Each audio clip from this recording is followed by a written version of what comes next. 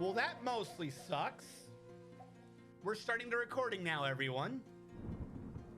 I guess I should have, I swear I hit the button. I should have like stared at it to make sure it went through.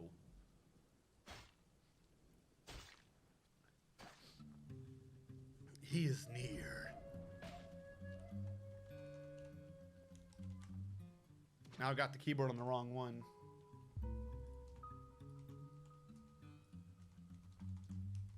Keyboard didn't transfer back over. In the beginning, you were figuring out RMOC Vision. Well, no, I hit to start the recording. I hit to start the recording. This, hold on. I'm doing this on purpose. I want to test something. We're gonna leave it alone from here on out. Not that it matters too much in a recording, but that shitty flute DMCA's my video. That shitty flute, when I upload it to YouTube, the YouTube goes, sorry, this is now disqualified for because of the shitty flute. What the fuck? Yeah, no, I don't know. So I want to see if I cause an issue in the middle, if it'll bypass that.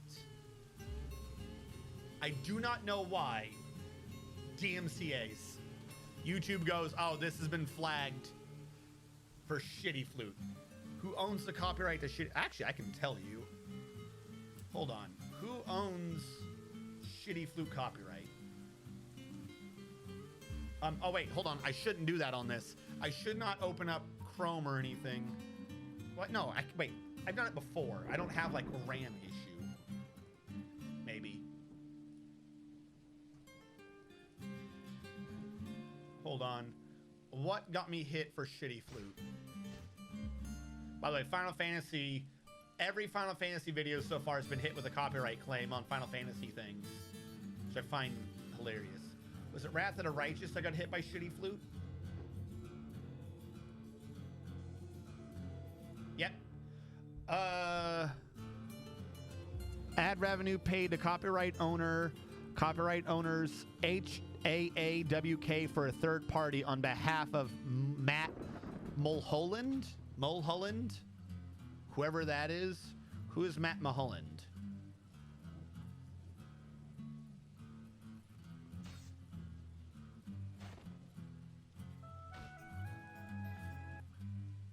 My heart will go on. Recorder by candlelight. He's literally the one that does shitty flute. Apparently, shitty flute dude has copyright the ability to shittily play an instrument. Any of the rest of you, give up learning instruments, because if you can't play the instrument, this man, he has a copyright to it. I didn't think you could copyright shitty version. Whatever, let's do this. I'm about to take every fucking song and just do it shittily and then copyright it. I like, if it was the original thing, I would have been like, well, it is their music, even if someone's doing it poorly. Like, I would understand it, but be like, come on. And I could see legally, like, why the dude kind of was able to, because it's his thing on it, but he's literally not changing. He's just shit. How the fuck do you copyright shit? That doesn't make sense to me. It would almost make sense if it, you know, except for it doesn't.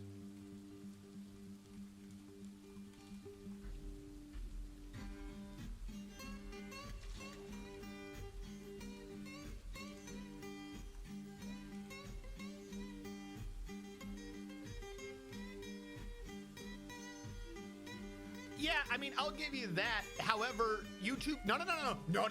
YouTube is not. Remember, it said copyrighted by Hawk on behalf of Matt Mulholland, meaning YouTube's not standing up for a creator. YouTube is doing the same, like the creator, Matt Mulholland. It's coming back. I must have shook the table or something. There's a weak cable somewhere. Matt Mulholland went to the copyright company, the bot that trolls around on YouTube, and told that bot that it's his copyright. Like, he probably doesn't have the copyright to it, let's be clear, because I don't think you can. He just submitted his shitty version, said, my shitty version doesn't get copyright hit on YouTube, then went to the bots that slam people for copyright and said, well, since mine wasn't copyright hit, I will submit mine to the same bot to copyright hit the other way. You get what I'm saying?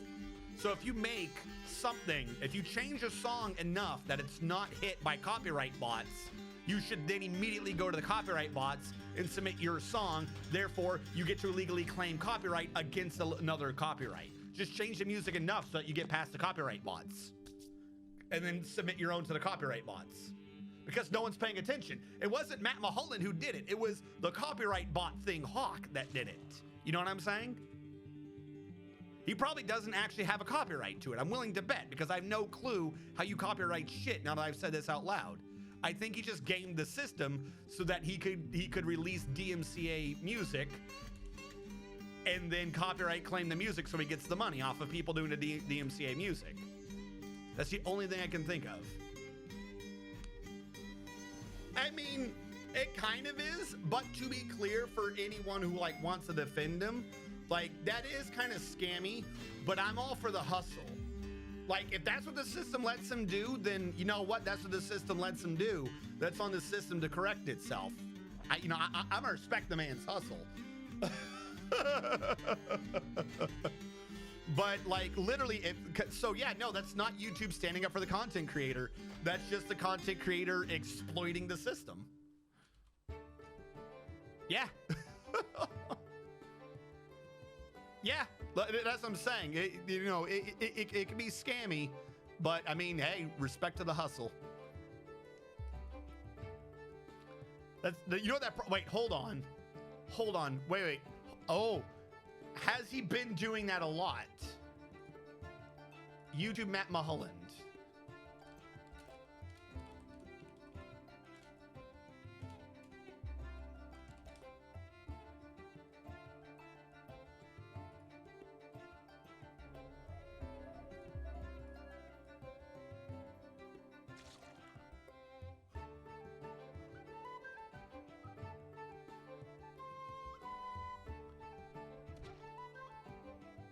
Yeah, that's literally what his channel is.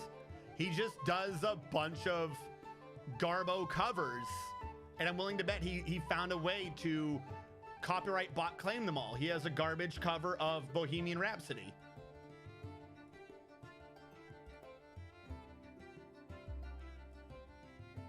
Get out of my way. Yeah, he just makes shitty versions of it. I'm willing to bet he keeps submitting it until it doesn't get hit by copyright.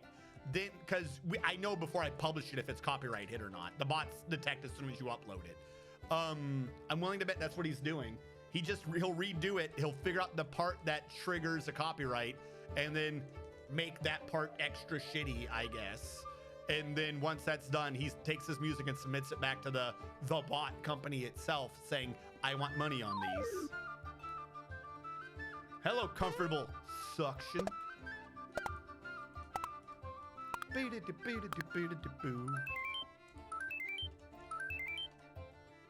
so much. Okay, I doubt that is a bot. And he did, and he wants to be in the military already. All right, comfortable suction, I'll get you in. Wait, no, I can't. You have to be dwarf first. I'm so sorry. Yeah, I literally need you to type in a dwarf command. I have a script to keep track of whether or not people are alive or not. I can't just dwarf you on my own because then the script will be wrong. There we go. Thank you. Because now if I'm doing anything else, you could type in that same command and they'll tell you if you're alive. 19. This way, if people miss Dwarf Fortress, they can get updates even when I'm not doing Dwarf Fortress. 1, 2, 3, 4, 5, 6, 7, 8, 9, 10, 11, 12, 13, 14, 15, 16, 18, 19. Comfortable suction, you are in the Woodworkers Guild, who is now going to be joining the military. Comfortable, can I fit your full name in? Suction. No, I'm going to have to strip some letters out of that to get O in, and we're off by 2 letters. All right, I know what to do. I'm going to commit that through. I'm going to change your name, take off that first O to put in the I. It's always one off of what it says. And then take off the A to put in an N. Theoretically, I'm still one off. Wait, no, I took out to put in, so we're good. Comfortable Suckton. Best way I can cram your name in there. Now, you want to be in the military, so how many woodworkers guilds do I have? I might need to replace you as a woodworker guild.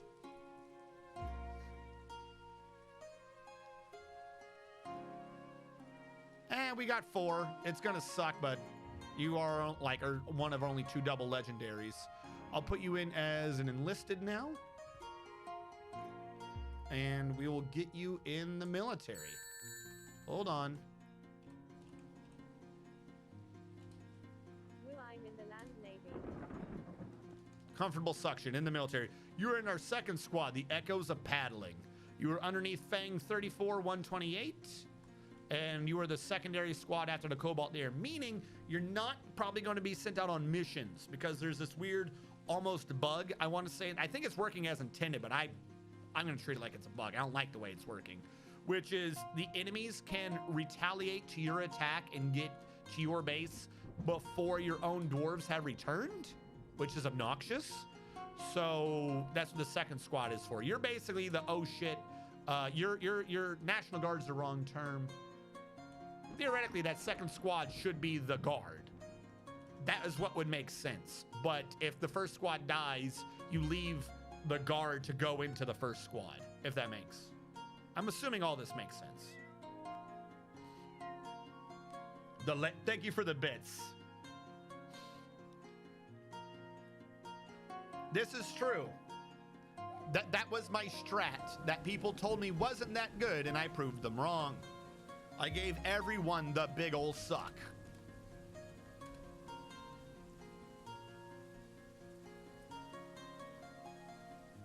Can you send dwarves on expeditions? I'm going to start playing again. Yes, you can. Right now, we're actually at World War I.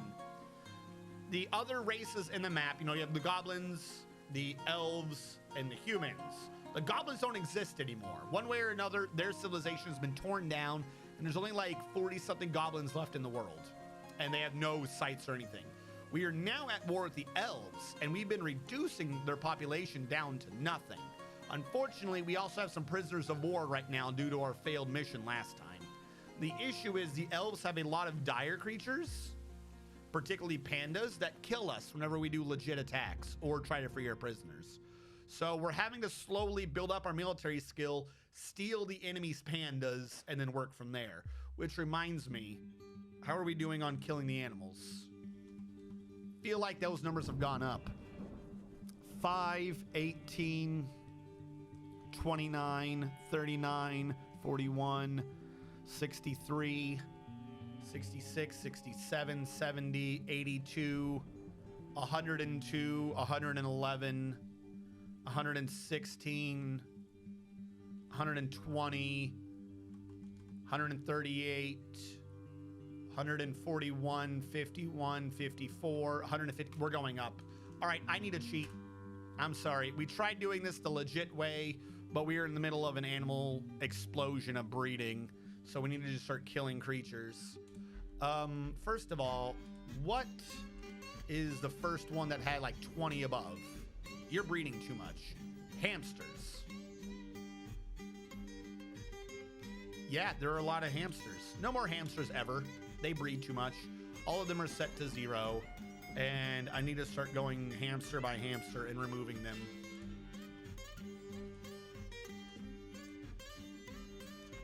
Jesus Christ, this is what I get for putting them in the back room by themselves. What is the kill command again? Die is quit. I want to type in die. It's been so long since I've had to do a kill command. I think I'm just going in circles at this point.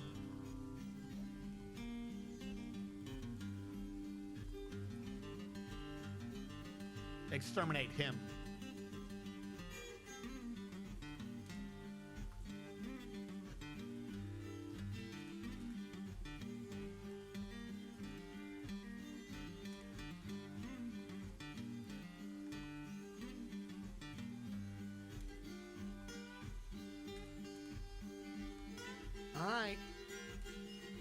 asked for this with all their breeding.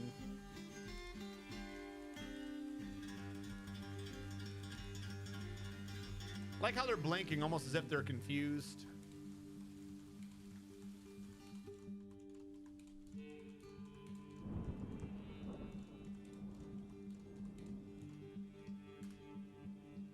And then everyone else just started panicking.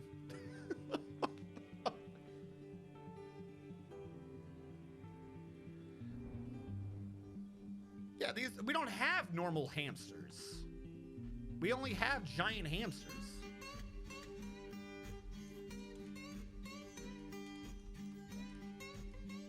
Clearly, they breed too much.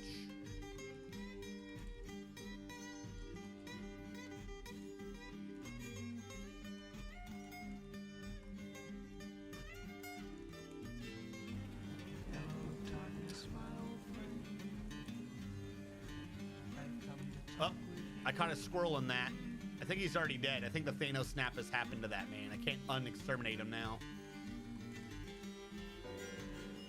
Yeah, we got a squirrel in there.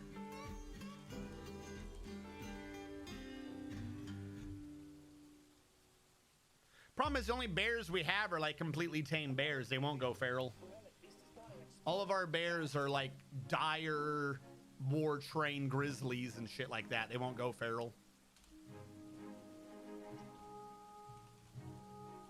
Yeah, they're all completely tame.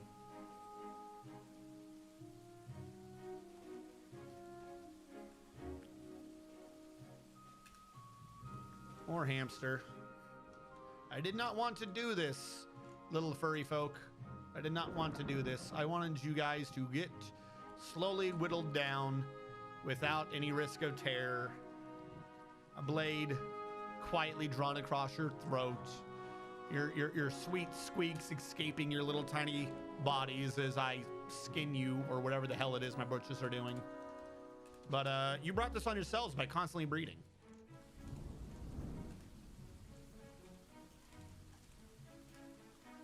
All right, what is going on now in this screen? Where did those hamsters go? There are 4 hamsters remaining. I think, yeah, power word kill hamster. I think they'll be able to be killed at this point. I don't think they can breed fast enough. But you know what? I found another one anyways. How? How did you idiots cause a cave-in? It wasn't even hollow. There was no way to have done that.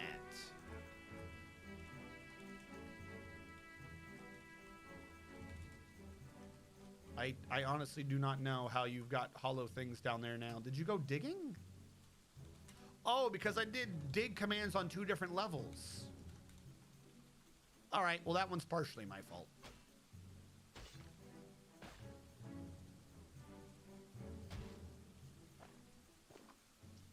Well, yes and no. Black bears can't be war trained, but remember, we didn't have that many black bears. I'm training them up, or breeding them up on purpose, so that we can push them outside. Like, I want to hit a critical mass of black bears outside, like just a giant area outside, so that when the enemy attacks, they fight the bears. Remember, what we used to have out there was hedgehogs and the like, and that worked relatively well. And I think that's where the bears are now. Then we moved them out last time. Yeah, I think these are bears now, aren't they? Did we crash and I not remember to move the bears back out? Oh my God, the fucking bears. It was supposed to be bears out here at this point. This was supposed to be a massive amount of bears, but bad things happened.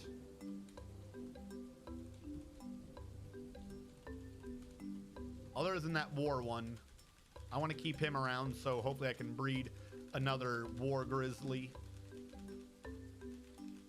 But they're kind of supposed to overpopulate a bit.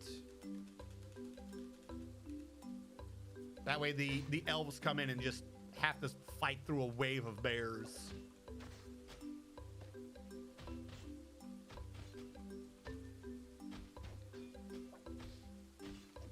No, we don't need skunks. Oh, I never even set these to decorate with bone.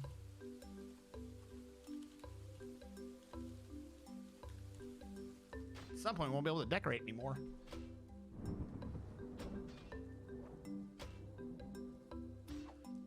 I don't think so. I don't think that's quite how that works. This is a corpse pile in the middle, right? Are any of them dwarves? Because okay, hold on. Question. Do we have any... Yeah, we still have available coffins. So any corpse up there is not dwarf.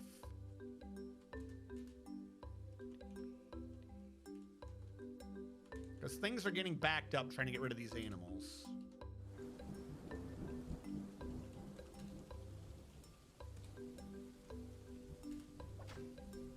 There we go. That moved a few of the things in my way. Yeah, no, we've gotten too many animals. One of the things, though, is at this point now we're just determining also, because we're probably going to end up accidentally stealing more. The black bears are definitely over their prescribed numbers. I'll do 15 for each thing. Remove the butcher order and see what the number refreshes to. 21 chipmunks. We didn't even want them to be breeding anyways, and they have 21. No more chipmunks. Alvin is not going to have a good Christmas this year.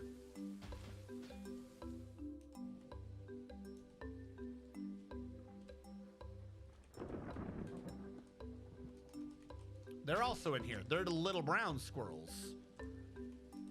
Red squirrel stares at you. Gray squirrel looks right. Chipmunk looks left. All right. Bye-bye, Bye-bye, chipmunk.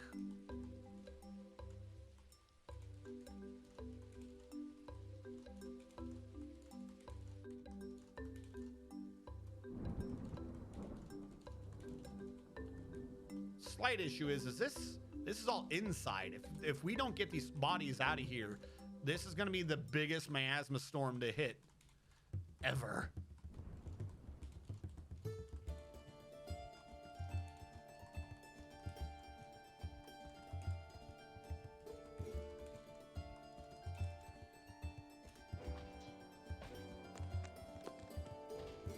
Chipmunks? Chipmunks. All right. So I need to make a bigger refuse pile. Because they're not hauling the bodies up. Stop it. This is what I get for kidnapping animals from freaking elves.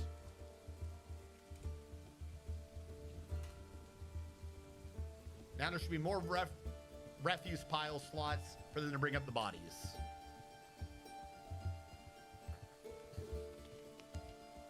Dude, can you imagine what the horrible smell would be like if there was just like a door at the back of some concrete bunker and you open it and like 40 bear-sized hamsters and chipmunks were just rotting back there? Just a massive pile of rotting bear-sized chipmunks and hamsters.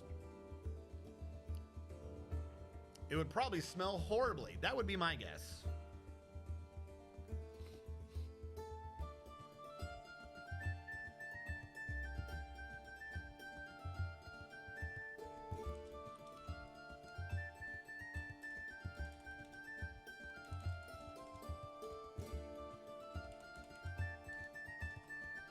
Forgot about the walls I did earlier. Probably should fill them back in. All right, I think we're good now.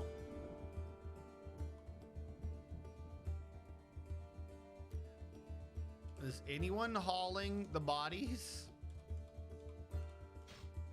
I'm seeing an awful lot of not bodies up here.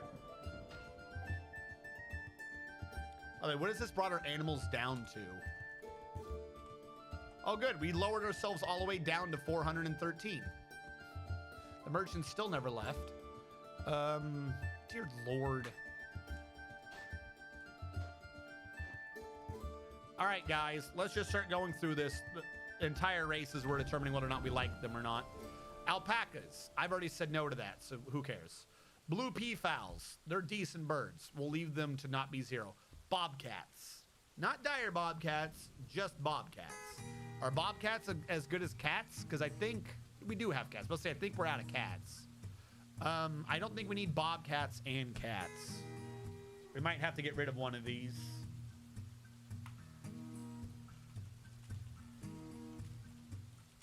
Bobcats.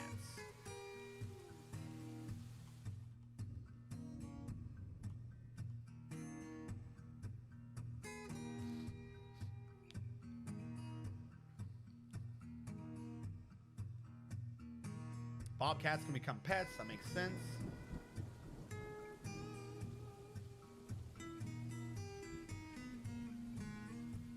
Do they get rid of vermin?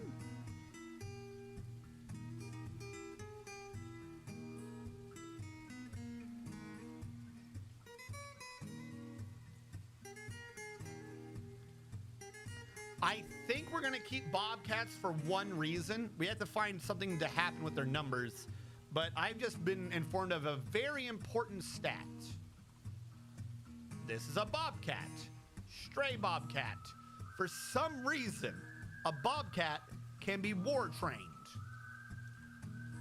War bobcat.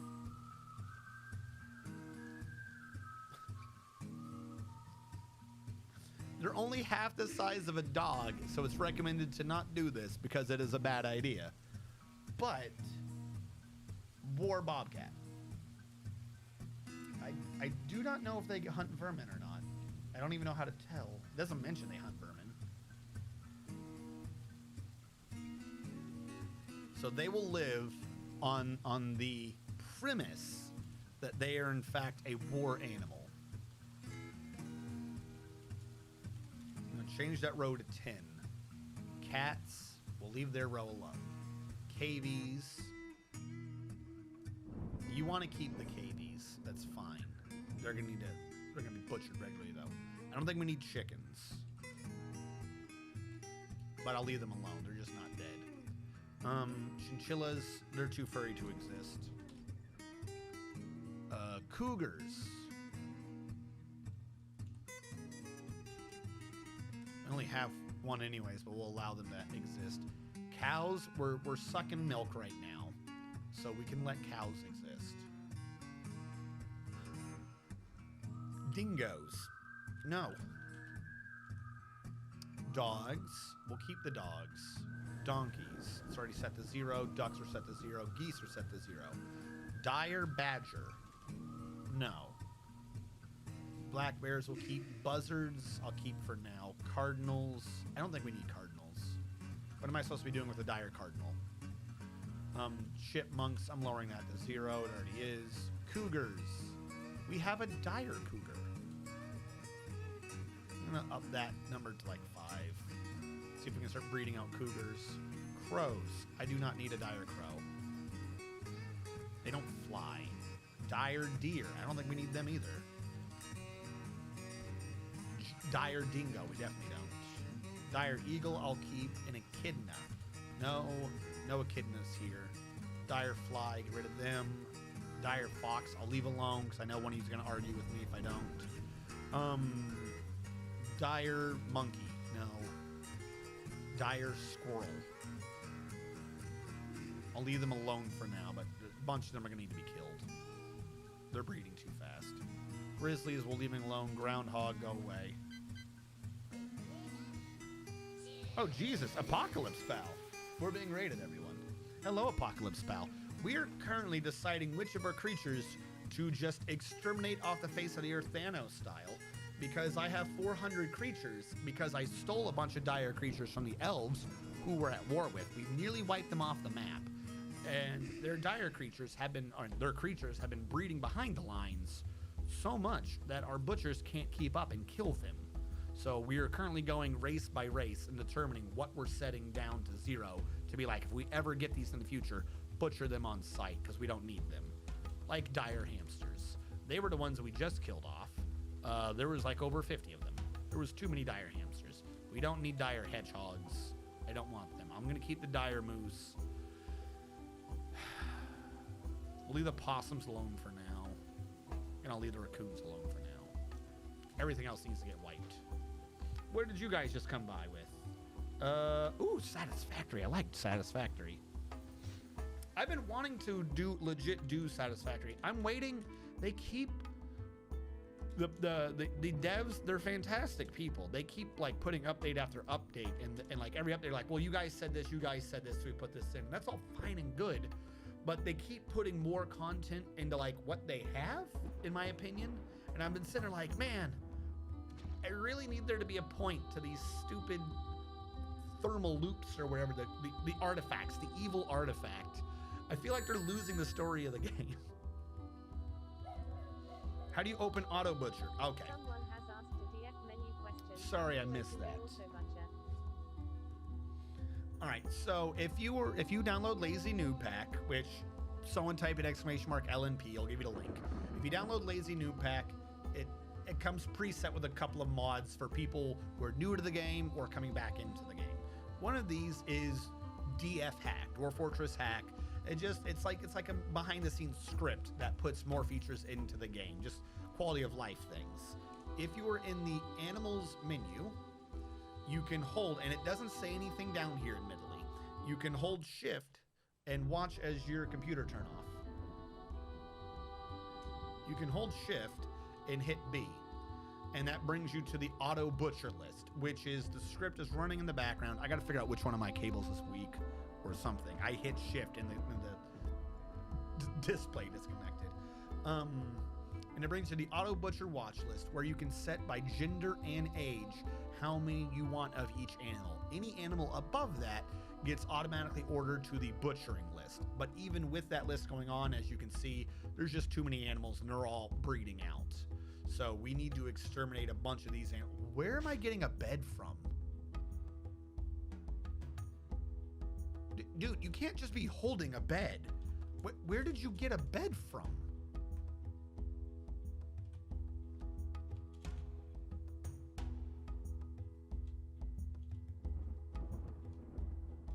Where did this bed come from? This dude just hauled a bed in from outside, and I have no clue how or where.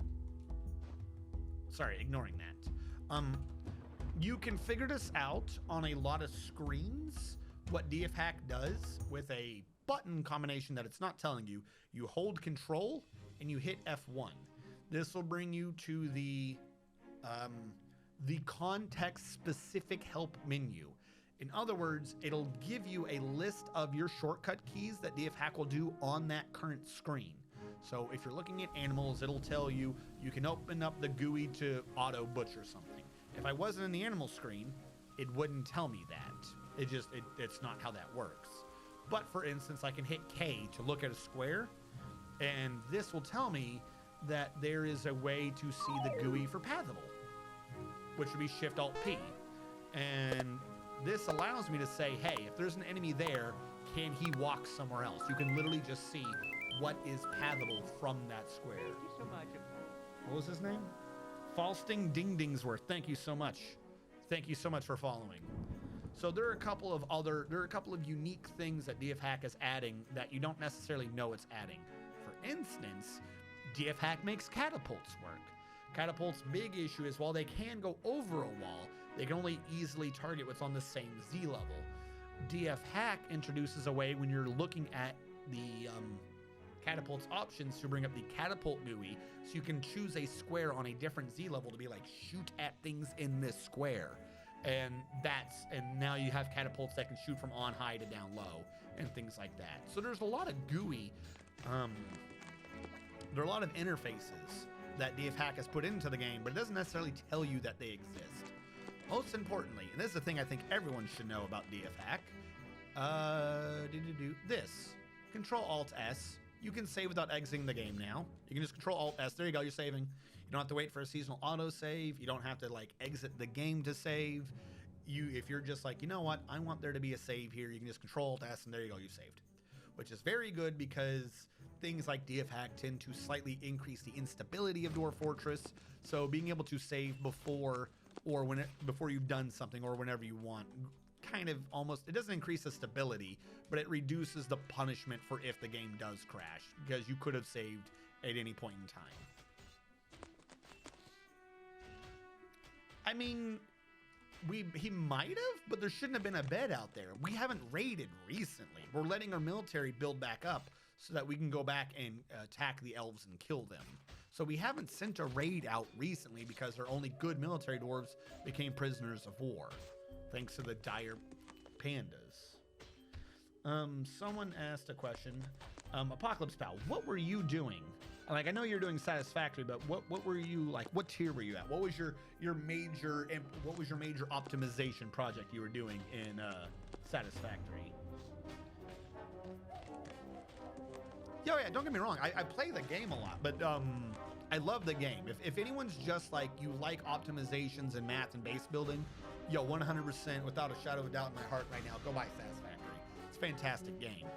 But if you were the type of person who likes to beat that game, like if your favorite game right now for that style of game is, I'm forgetting the name right now, Factorio, like, and you like beating Factorio and leaving the maps and shit, you might want to wait a little bit on Satisfactory.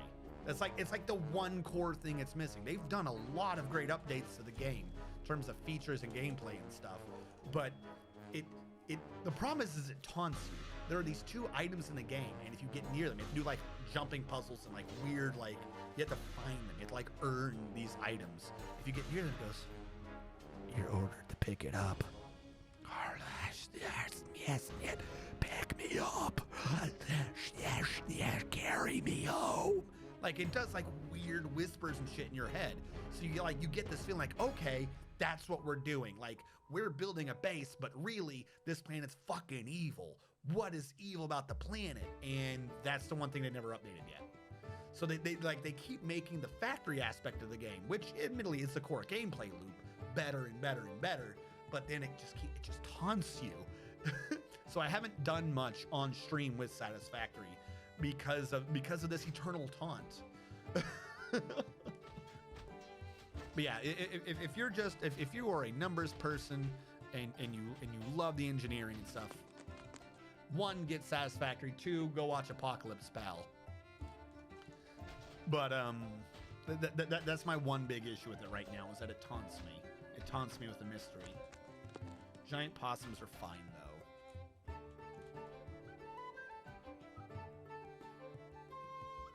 Well, we left them alone. What are you saying? Okay, everyone's wanting me to name dire foxes. Hold on, I'm catching up to chat. Who? Okay, you said someone asked the DF menu. How am I still not seeing where that question was? Oh, La Fonda. Wait, what is this menu? Okay, I'm sorry.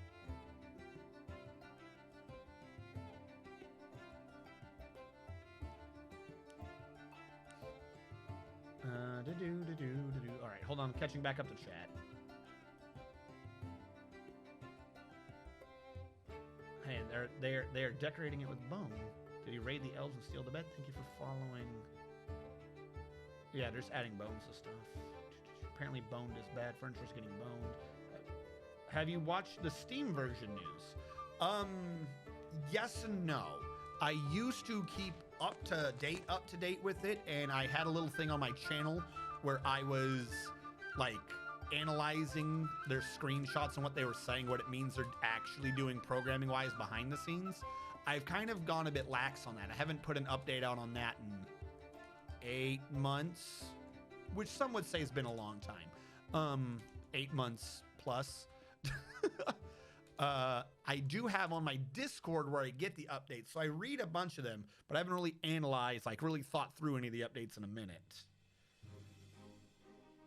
They're moving the bed back to the pile after they added bones to it. Okay, must be decorating the bed. It's the juicy taunt berry. I think the area on the left of the egg is one off the right of the egg. I'm tired. What? Oh, left and right now, I'm not doing mathematically to be balanced. I'm literally, this is just big hold, carve out the mountain so that the egg is by itself. We can worry about the aesthetics of it later. I'm not worried about the aesthetics right now on what is carved away from the egg. I'm just trying to make the egg be floating, essentially. My big issue with it is here, between the water storage and this. Yeah, because both sides are going to get trimmed more. The right side is going to get trimmed more because up here, the circle is so big, it's going to hit the mountain, or it's going to come uncomfortably close. So this is going to get trimmed more no matter what anyways. We've gone from Booba to Wiggly Wang to an egg. Well, what do you did? Science beaker? I don't know what to call this shape. It's a beaker. Where was I drawing the shape I'm doing? There. I don't know. What do you call that shape? That could have been lowered. I will lower that down to here. 2, 1, 1, up.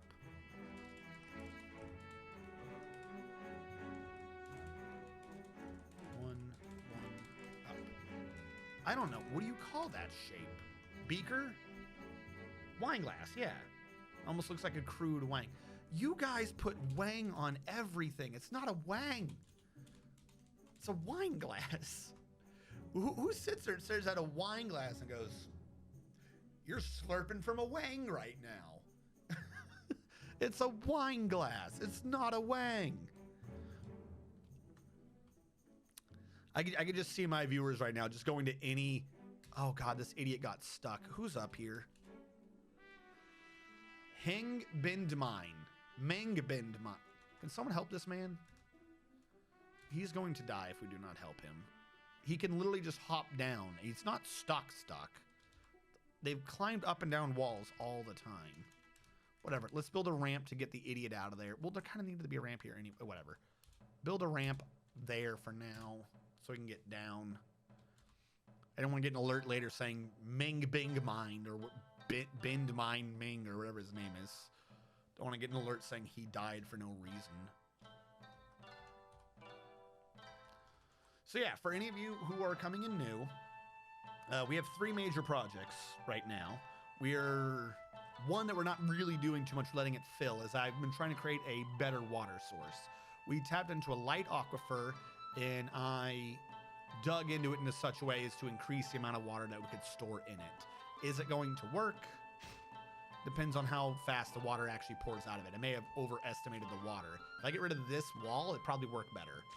I think right now we're only getting water from this wall, which might be a little not enough. So we might be having an issue with that wall. So that we can work on. We have to save Private Dragoman. We are at war with the elves. We've taken out the goblins. We are at war with the elves. They only have 3 locations left. And the western one and the southern one each only has like 1 dwarf in it. And this one has like 29 or 39 or some crap. Some nonsense amount of elves.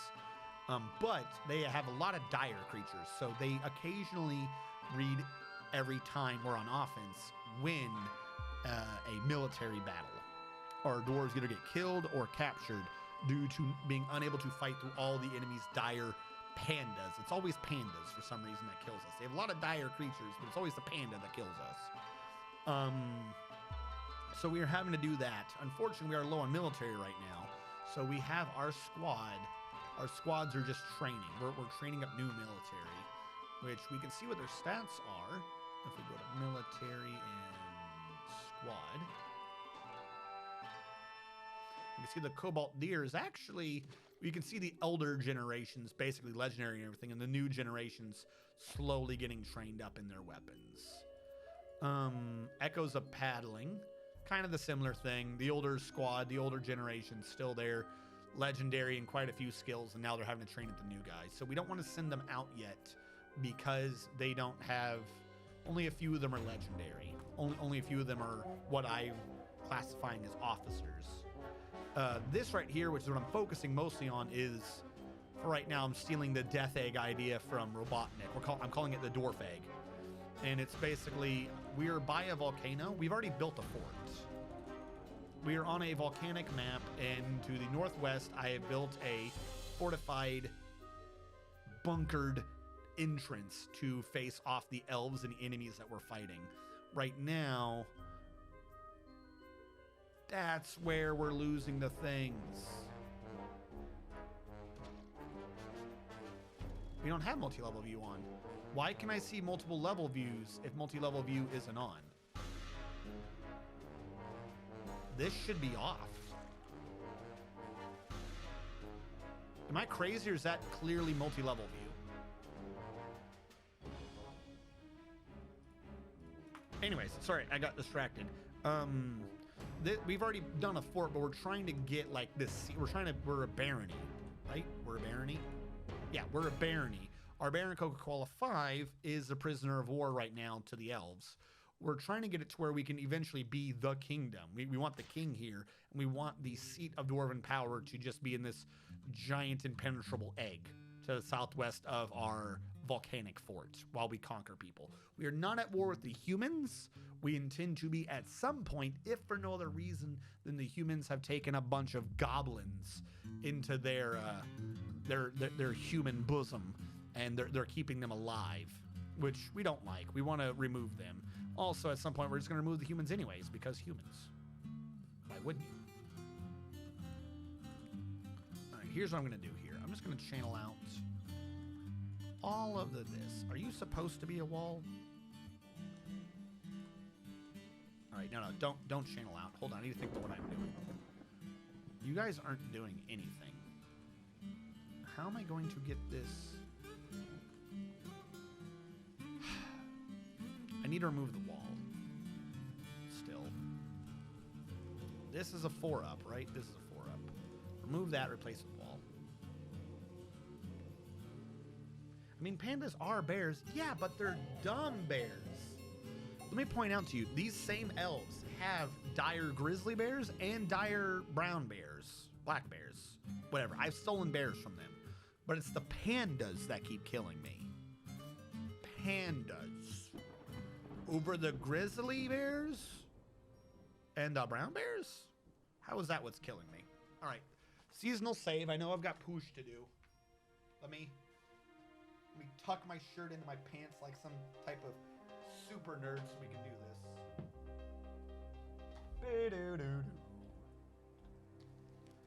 All right, super tucking.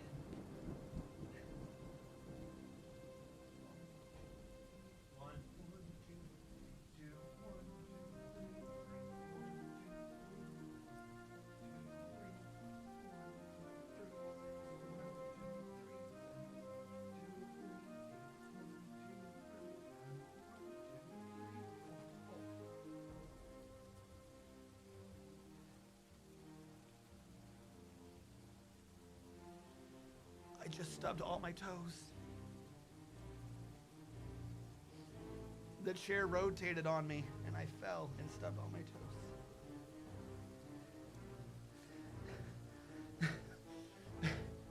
Ow. Ow.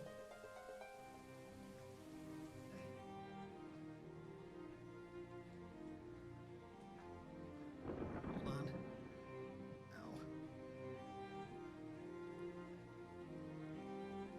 I don't think any of them are broken or anything, but that really hurt. Ow.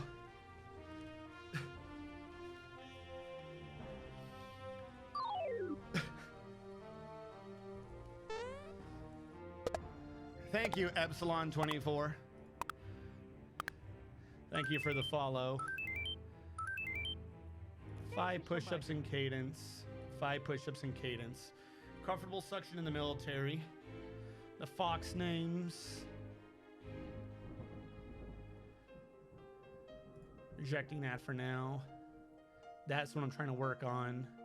That I'm holding on to. Okay. This is true. I need to kill the elven settlement that doesn't have any animals, but I pull my shirt out of my pants.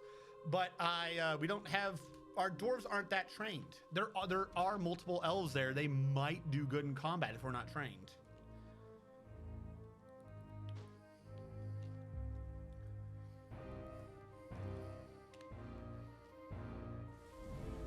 No, something's going wrong right now with our merchants. They're not leaving. Like, they're glitched right now. So no one's come in because these guys aren't leaving. Like, they're not thirsty or anything, so they haven't gone crazy, but they're not leaving. None of those dead bodies came up, did they? Game, come on. We have 14 idlers. Move shit around. Are you kidding me right now? how do I have the slots for this and you guys aren't moving dead bodies?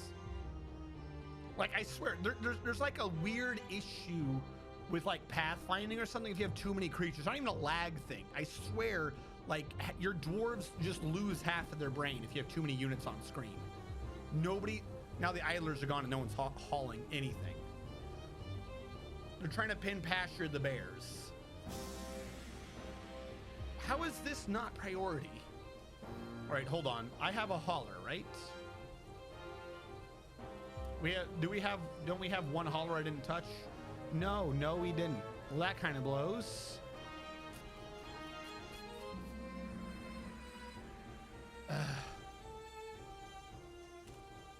Stupid dwarves.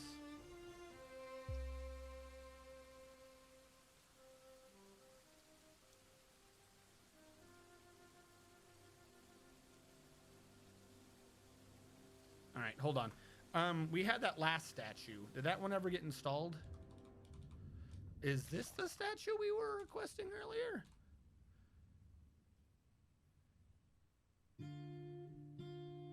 All right, who last time requested a dwarf raising a drink? Because we're ending up with extra statues now, and I don't know who or what these statues are from. That is the one that was requested down here. The obsidian statue of the Featherwood and Sunberry, the Featherwood Grove and the Sunberries. So I want to, but that does more than what you're thinking, Admiral Wiley. It forces them to leave, but anything that's technically still in it, you've stolen. Like, they don't get it back anymore. So I think any of these yellow teas, if I deconstruct it, I steal all these. So I don't want these. I don't know why they're being so stupid. Just leave. They're like, there's nothing stopping them.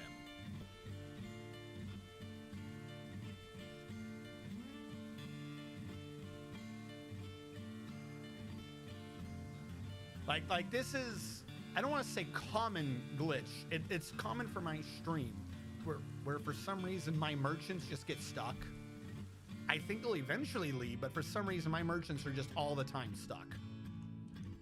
Doesn't matter how big of a path I give them. They'll just sit there and just act confused. I don't know why. All right, we'll trim that back as well.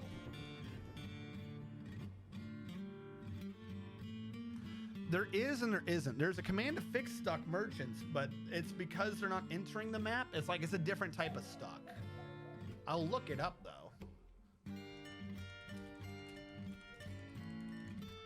But I think it fixes a different type of stuck.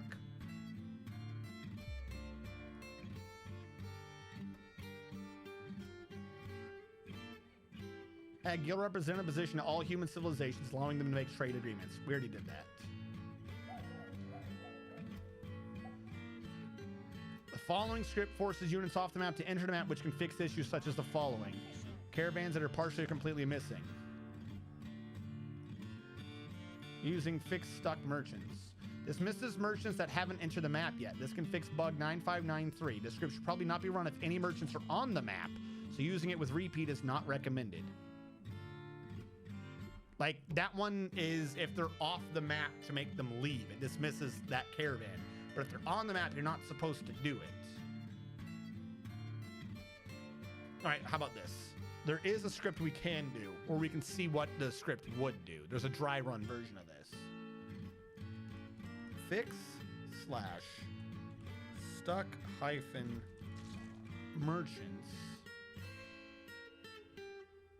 space dry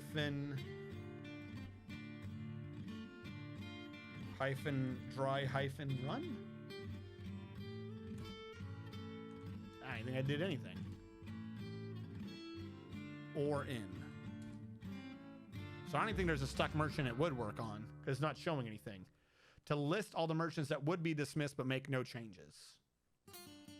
Yeah, so it's, like I said, it's a different issue entirely. Fixed merchants fixes their thing. I could try retrieve in case somehow there's one of them not on the map, but again, I don't think that's our issue. Fix / retrieve hyphen units. It did something. But yeah, no, this is our this is just my ongoing issue with merchants. I don't know why I always end up with these type of bugs. Like, I don't think they're that common, but they're common on my streams.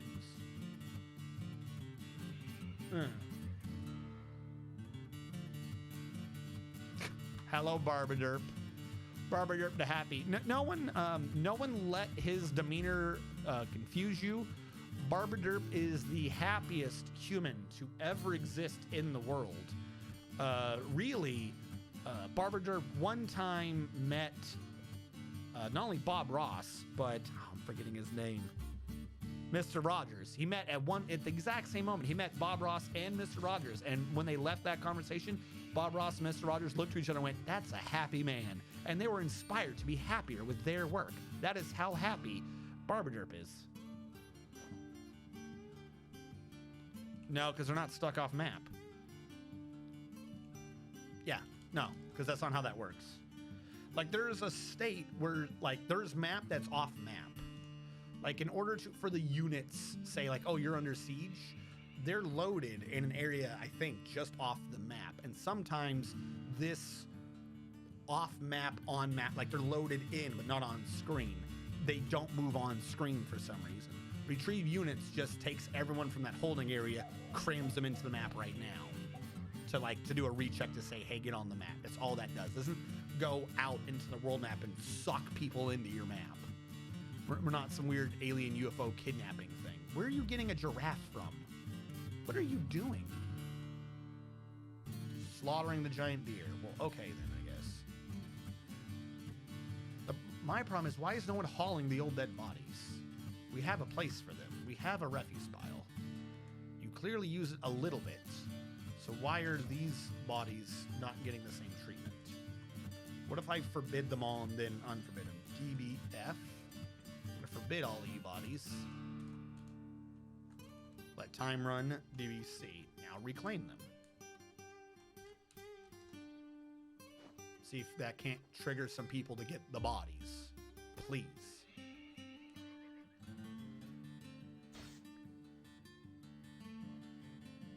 I'm so happy I make Bob Ross look like Kurt Cobain. That's you heard it from him, folks. You heard it from him. That is how happy he is. Fix dead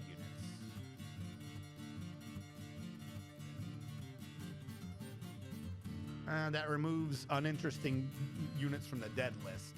Because at 3,000 there's a bug. Migrants normally stop coming if the unit list grows to around 3,000 units. We're not there yet.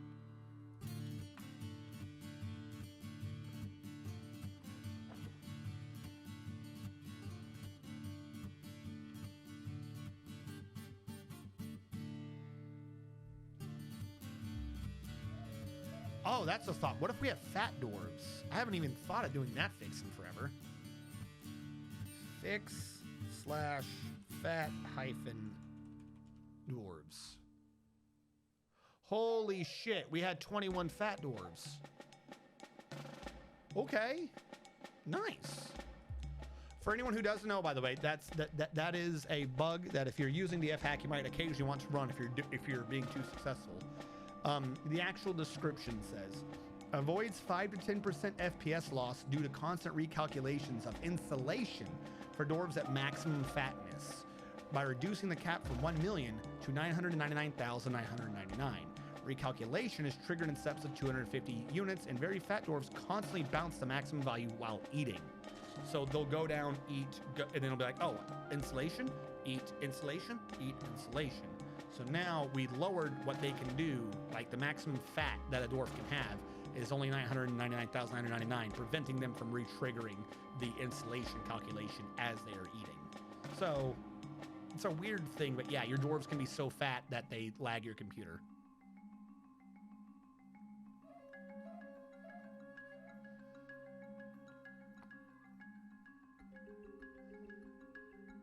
Really, at this point, I just want to see what all... Okay, hold on. What are all these fixes? What are the elves?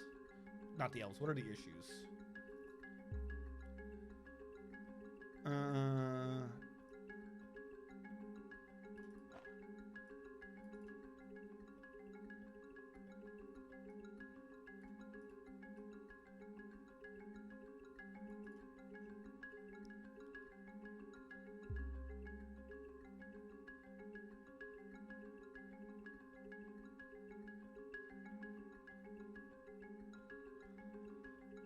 Removes dead units, diplomats, drop webs, dry buckets, fat dwarves, feeding timers. Okay. Item occupancy.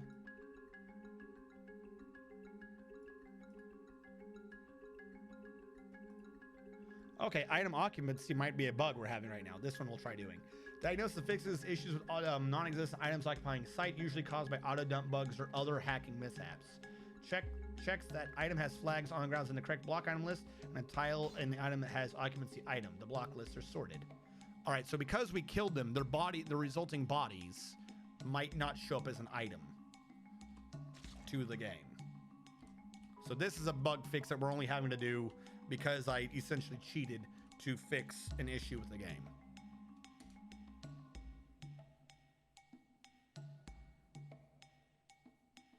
I don't know if that fixed. It says what it checked, which is good. I don't know if it fixed anything, but that's worth a try. All right. We don't ever have loyalty cascades. There is no war in Bossing Say. Loyalty cascades are made up. We did merchants. Pop cap. Retrieve units we tried. Stable temp I don't care about. Stuck doors. I don't think I have to worry about that. Tile occupancy is not a thing. All right, we've basically gone through all the generic bug fixing scripts. So at this point, I don't know why they're not hauling the bodies. Yeah, the problem is we were breeding, the animals were quickly overtaking us with their breedings. So I ordered a bunch dead. Like literally just cheated and like slit all their carotids. Problem is thinking that this would have less animals so we could get ahead of the breeding. But we're still not killing anything fast enough. We're not killing anything. And the ones that I've now killed, we're not hauling. They're all constantly busy storing items in stockpiles when most of them shouldn't even be really... They're not storing any of the right items. Like, what is this man hauling? What are you hauling?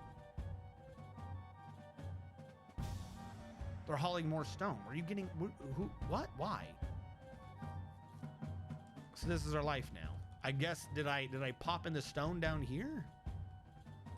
So is it because I'm digging? So like everything isn't everything else's way. Damn it. Like I might just start auto dump destroying these corpses. DBD. If you're not gonna haul the damn things, fucking we'll just get rid of them. There. That doesn't help us anymore with the... Because the whole thing is I'm trying to keep us under... I've got to lower our actual animal stocks. But before we were at 120 and it was getting worse. 13, 16, 24, 31, 40, 41, 51, 52, 61, 79... 80, 82, 93, 97, 107, 110, 119, 112, no, 119, 122, 132, 135, 138. The numbers are still getting worse. We're like, they're not killing things. Or I should say they are, but they're not killing them fast enough. They're just not. We even have 3 going right now. We have 3 parallel things for kill animals, and they're not able to keep up with the animals in question. There's just too many damn animals. So let's kill more things again. This is the elves' revenge. This is the elves punishing us for killing them. What is the biggest number? What am I removing right now? What are you? The gray squirrels. Okay.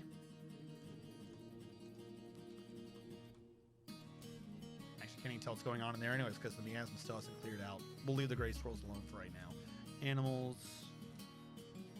It's another big number. Red squirrels. Everything in that room just kind of needs to maybe die. The dire wolves have that many growing? Jesus Christ, you guys got your breed on, didn't you? Part of the issue is moving is just going to take more time as well. All right, screw that. Start at the beginning. Dude, your guinea pigs are going to have to go. Guinea pigs breed too much. No, we'll leave them alone for now. Dogs, the giant black bears, buzzards, chipmunks. It's everything in that room. How many creatures are in this one room? Every fucking creature that has bred too much is in this room. Can I just do like a kill field? Like everything in this room dies?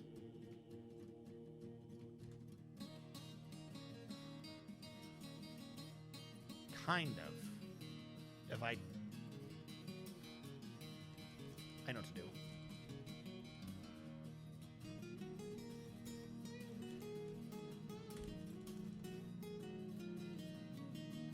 We're gonna build a wall.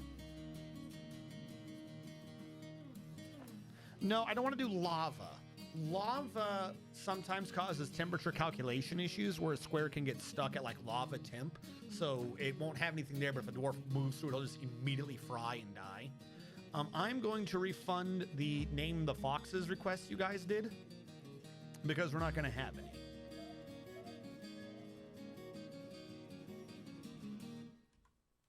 Wish I could say build this wall with priority. So I don't want to do lava.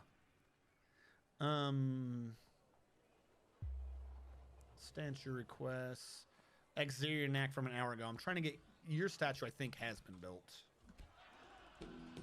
Like they haven't even deconstructed this. Why? What the hell are you idiots doing?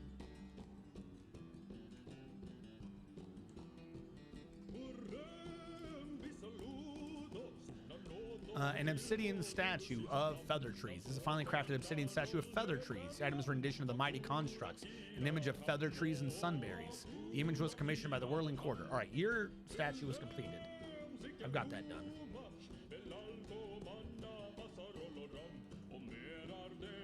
If you flood it, will they escape? I don't see how. No, the problem, Scootsor, is I have like 7 different animal pins. All the animals aren't together. Some of them eat grass, some of them don't eat grass. We had, for some reason, a rodentia room. We have the wolves. We only had like 3 of them. They've now bred like fucking 40 dire wolves. We put the bears outside. They were in one of the rooms earlier. Like this is based, like really what this just comes down to is I should have been paying more attention to the animals as I brought them in instead of creating nice little neat rooms for them. Why are none of you idiots building? How many fucking stockpiles is there to... There's not that many stones. What are you doing? Are you coming to kidnap a fucking... Yeah, you're just kidnapping a stupid thing. There's no stones. There's not that many stones around. You guys should have been done with this already. There's no stones over there. Actually, there are a few. But there's not that many. Just be done. Fuck me. Whatever's happening out here needs to start going too. We need to start killing off the squirrels and shit. This is just confusion. I'm not even paying attention to what's where.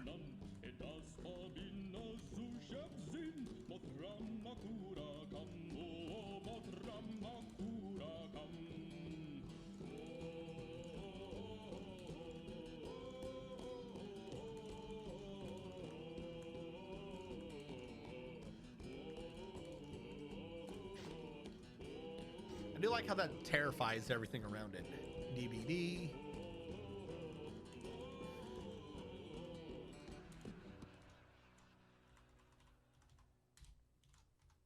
There.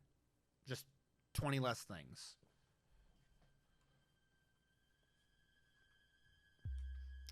I suspect I have got multi-level on, and if we remember last time, that like freed up like 10 frames. Because you shouldn't be able to see that far regularly, right? So how is it that this says it's off, but it's clearly on? View 5 Z levels at a time. Hold on. I'm gonna save game and exit regularly, load in with multi-level view on, then do it again with it off. Some flag is not being set in the rendering algorithm. Yeah, we're trying to keep the Bobcats. If one of them dies as collateral, then he dies as collateral. But like, I can't. I'm trying to restore control back to our fort. These animals are breeding me out of house and home. So now this is with. Why is that so far up? This is with multi-level view on now, supposedly. And that is exactly as it looked like before. No, now it's actually less. No, that's exactly as it looked like before. All right. That thing just was going crazy anyways.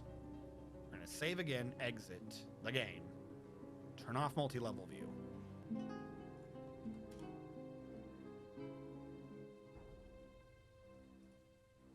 Multi-level view is off.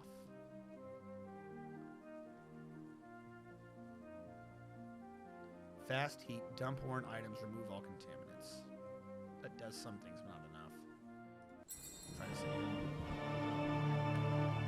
Come on, let me have control.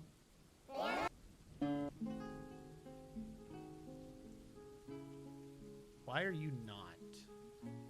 There we go. I was like, none of this is looking right.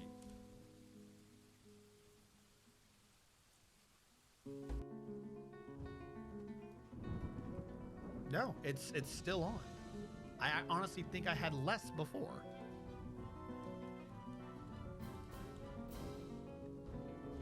I don't know. Somehow multi-level view is not getting toggled right.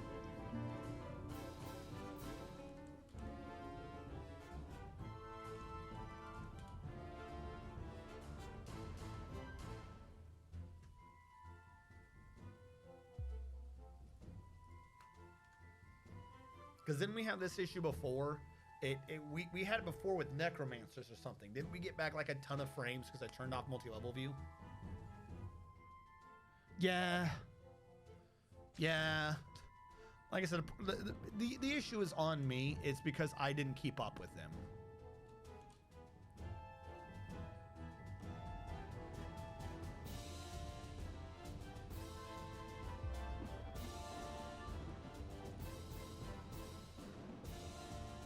Why are you hauling us? Oh, he's trying to butcher that squirrel. Whatever. A wall got built.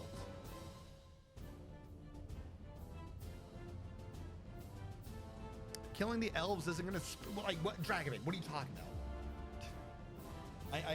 I'm losing my patience with the game right now, Dragon. For suggesting making the game more unstable does not help. Because whenever we raid the elves, there's always like a 1 in 1/50th chance, or however I would convey a small number right now, that the game just crashes. We're not attacking the elves right now because we don't have proper military dwarves, and invading the elves is just going to crash us anyways. That is always a possibility for some reason, that when we invade, we crash. Still don't know what does that. I don't want to even risk that. That's just nonsense. Cage the female animals to stop them breeding. Okay, so again, these ideas are all decent, but you're all missing an important factor to this. Who's building the cage? Who's putting the animals in the cage? Like these are all good ideas, but these are all like all of these ideas are the equivalent of saying like, don't leave the gas on when there's a match. Like that's great, but the house is burning down now. These are all preventative solutions. None of these are killing the idiots now. There's not that many dwarves. We only have 95 dwarves. We have 400 freaking squirrels and 100 merchant shits who won't leave. We have 100 merchants, 400 animals, and 100 dwarves. Yeah, the house is burning down. Don't deep fry your turkey. Yeah, don't deep fry. Please tell me you're building a wall. Fuck you.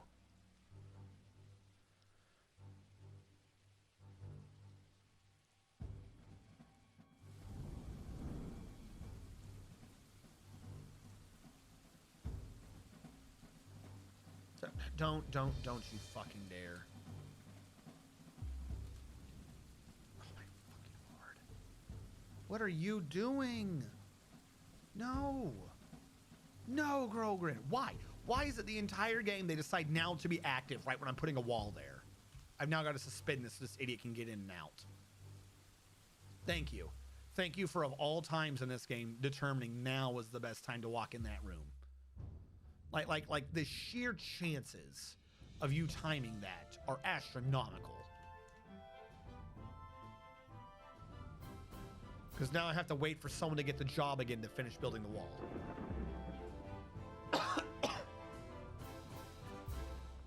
My problem, Scootsor, is I always lose a fort to lag. But like way the fuck sooner than I have any right to be losing a fort to lag.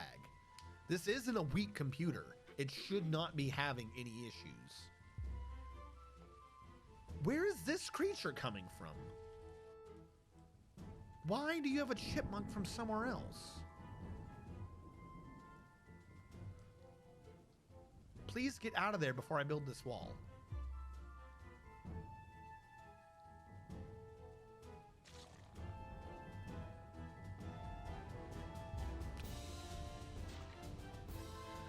I just want to fucking mass kill them all. Please tell me you're here to build a wall. Please here tell me. Okay, construct a building. Thank you. Don't stand on the wrong side. Don't stand on the wrong side. Thank you.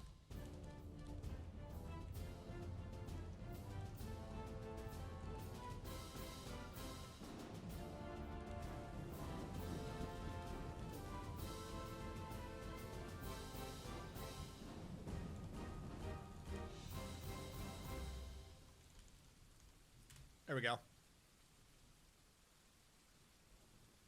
Why did none of them count as if they are drowning? Shouldn't they be blinking blue?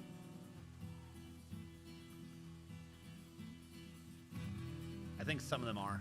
There we go. Now, if nothing else, these ones have all died naturally, meaning I shouldn't have an issue with them trying to see whether or not they can pick up the corpses. Just stop breathing. Just give in to the darkness.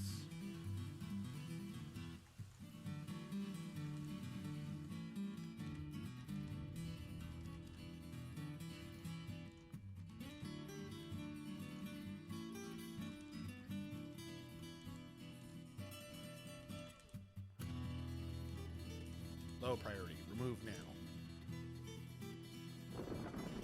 Alright, so now they've all died of natural causes. They've all died of natural causes.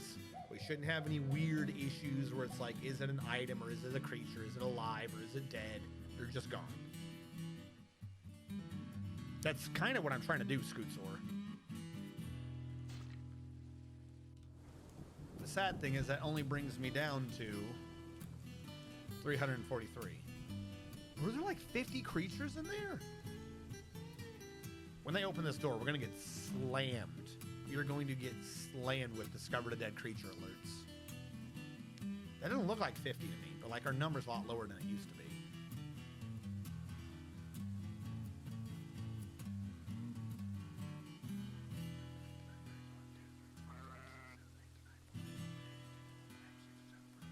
Yeah, there's like 50 creatures in there. Jesus Christ.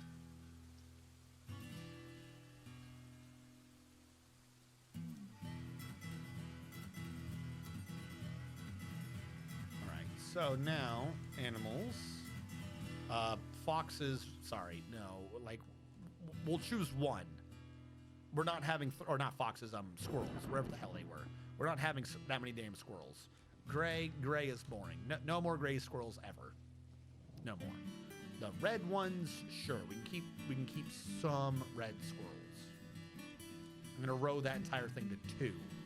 I don't deal with them ever again though. And what was the other thing that was in there? Chipmunks? I feel like they were chipmunks. Chipmunks have already been zeroed.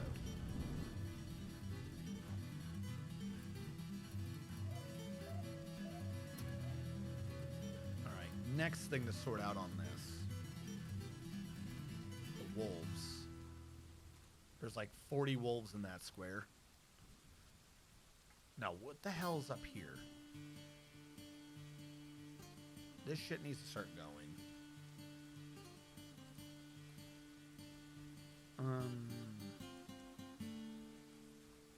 Hedgehogs. Where are the hedgehogs? You're all here, right?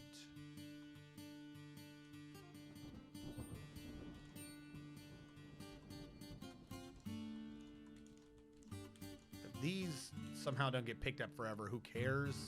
They're outside, there will be no miasma. It's a porcupine, but whatever. Porcupines and hedgehogs are the same, right?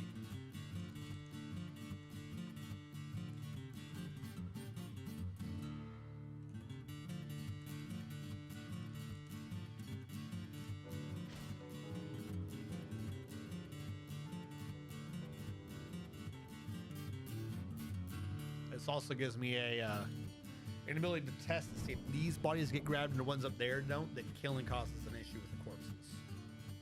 We can troubleshoot.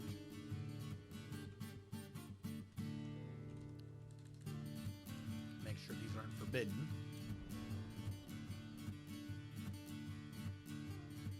Probably should have turned the FPS counter on just so I could see what I was doing. Skunks have multiple litters. Okay.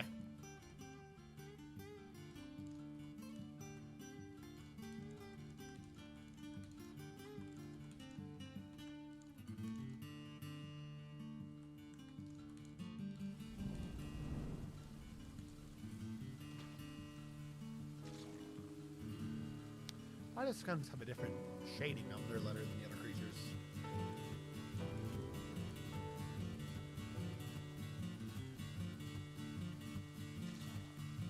Why won't you leave, merchants? Go away! Go away! Somehow they're not going crazy either, though. That's the baffling thing. He's just sitting there. He's like, I exist. Well, again, we can...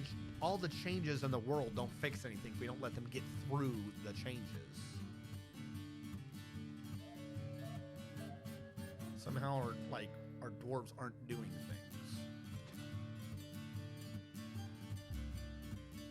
Alright, how about this?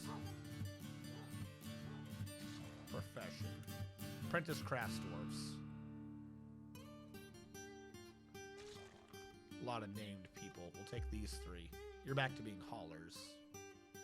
Literally don't do anything but haul.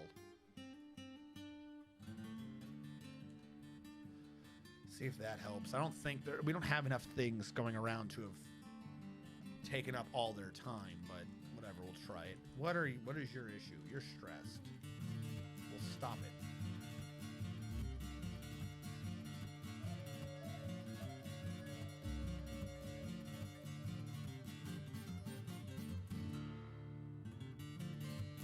I'm surprised we didn't get 20 alerts of found a dead animal. There we go. So yeah, they are getting these corpses down here. I don't think they're getting the corpses up here, so killing them somehow does something weird to the bodies. I don't know what it does, but it does something weird. All that we have discovered death alerts. How did the first guy not see every dead animal in that room?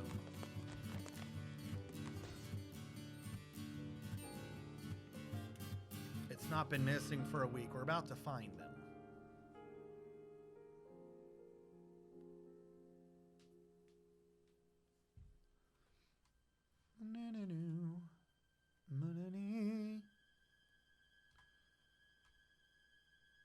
I just wish there was a script to auto-kill anything that's been set up for butchering.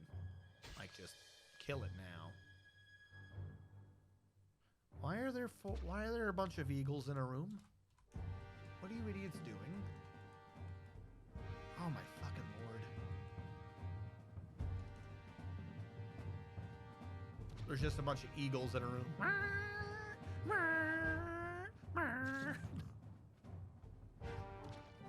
are there eagles just tied up in a room? Go away! Hey, iron shield. I thought I said wood.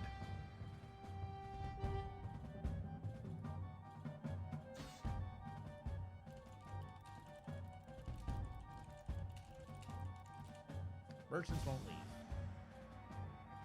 Merchants will not leave.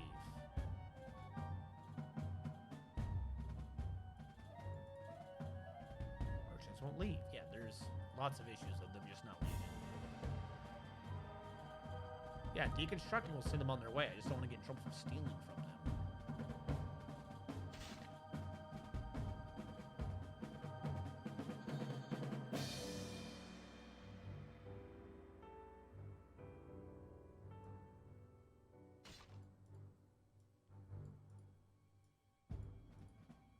People are just saying perhaps the exit's blocked. Why is that the assumption? Something must be wrong. They just leave. We have one tree. I don't even think I can cut that tree down. I can. Cut that tree down. If somehow that one tree is what they're counting for a path, I'm gonna lose my damn mind. Depot accessible. Massive ability to just leave. Looks like they found more of the drowned people.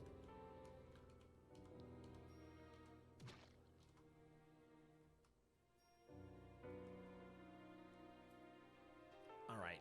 Lumberjack's going to cut down that one tree. I swear to God, if they leave now, I'm going to be very salty. You could have left anywhere in this map. Do not tell me that somehow that one tree was your issue. Can I build floor out here? Yeah, about to floor this over. No more trees.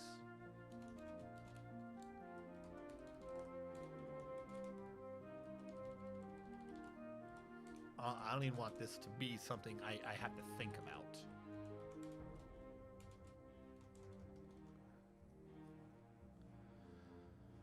Cut down that tree, please.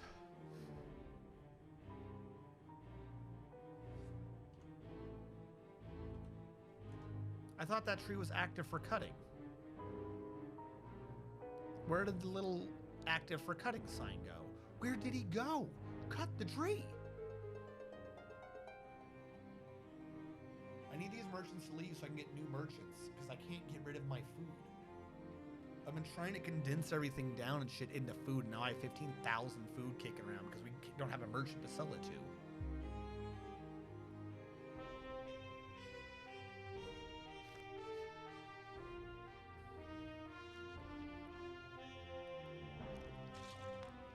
What happened to that tree being cut? This tree had a symbol on it that they were cutting it, and then it went away. There's the symbol again. Oh golly, we're gonna do it today, folks. We're gonna cut down that tree today, let me tell you. I swear to God, that symbol just disappears again.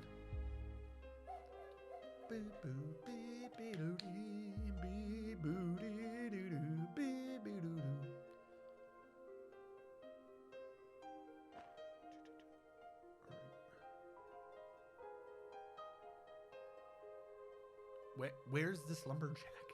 Is this him? Is this our lumberjack? Is he okay? I think so. He looks like he's moving with a purpose. All right. There is now no tree. Please leave.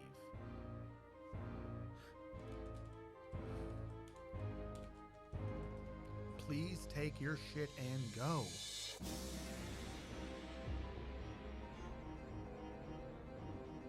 Please just go.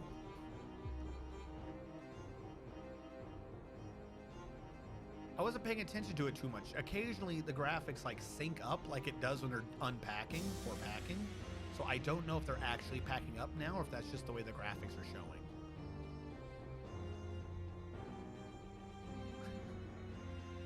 Fuck it, I don't know. soon I'm gonna deconstruct this, just because this is an easy way to get rid of 100 units from the map. Well, 90, 88, 87.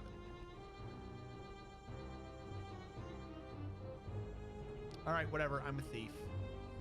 Whatever. I tried, you stupid idiots. Oh, now they're leaving. Are you kidding me? Did I just steal all those items? I think I just stole all the items of that one deconstruct command. No, I didn't. What the fuck were you waiting on? Someone left. The rest of them aren't leaving.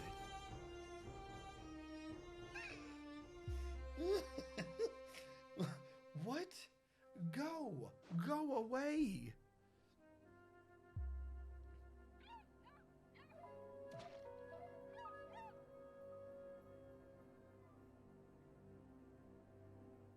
I hate you so much. Whatever, we've lost 50 already.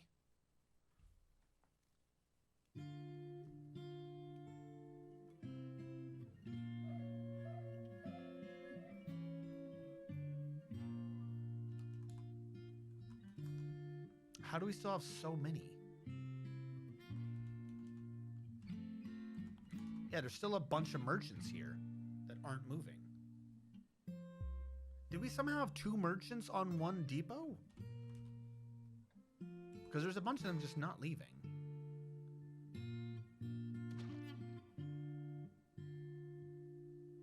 What the fuck?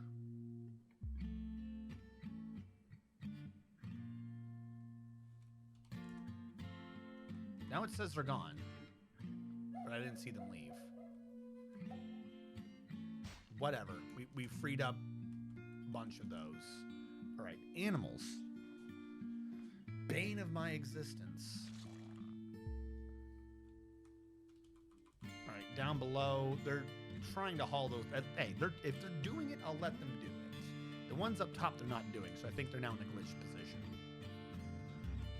Eilers is still at 4. This has been put on hold while I fix everything else. Don't have more turkeys. Now is not the time for more turkeys. Somehow the water evaporated. Did someone get hurt? Did we take water from there? This was up to the next tier. We had 2s and 3s. Now we're down to here with only 4. We just lost. How did a bunch of water disappear from our hole? They weren't part of the... Did I create a cube where I removed water in on accident from before? That's a big cube. I don't think so. Whatever. Something happened. Who knows what it was. Come on. I do not know why multi-view is not turning off.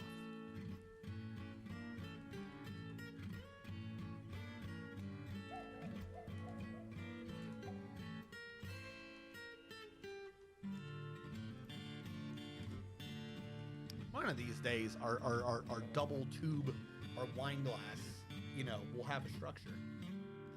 I've been told this. I don't care about bumblebees right now. That is so not at all what I care about.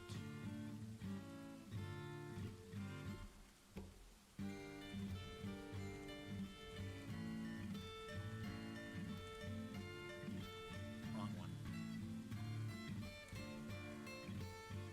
There you go. Just keep bringing dead things. I don't even want to work with them right now. Just keep bringing dead things up so I can get rid of them.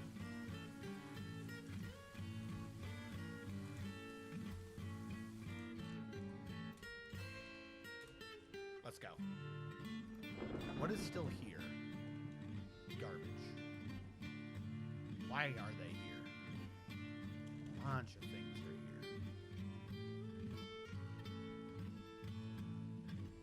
On the bright side, I think we've actually started going faster now. If you look at the dwarf, like he's going. He's trucking. Again, I should have had the FPS thing up top so I could see what we were at and what we're now doing, but I think the dwarves are moving again. So we freed up a little bit by killing off like over 50 animals, but something was fucky with the merchants. I think when we got rid of the merchants, losing the 100 merchants on the map who refused to leave and who knows what they were doing behind the scenes, I think that got us back a few. I don't know how many frames, but we're up to a point where I feel like the dwarves are actually moving now. And it looks like they're busy hauling, constructing, and getting things done. Like their brains have been restored. I don't know, maybe it's just a psychological fucking pandemic effect? No. What is it when it's a sugar pill? And you don't know it, and it's like, oh, that wasn't really medicine. You thought it was medicine, so it worked.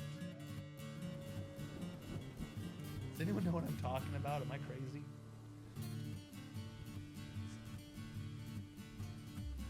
Perception effect. It's a P word, right? I feel like it's a P word. Placebo. Thank you. I knew it was a P word. Placebo. Maybe it's a psychological placebo effect. Maybe they're moving slower than they even were before. The world may never know.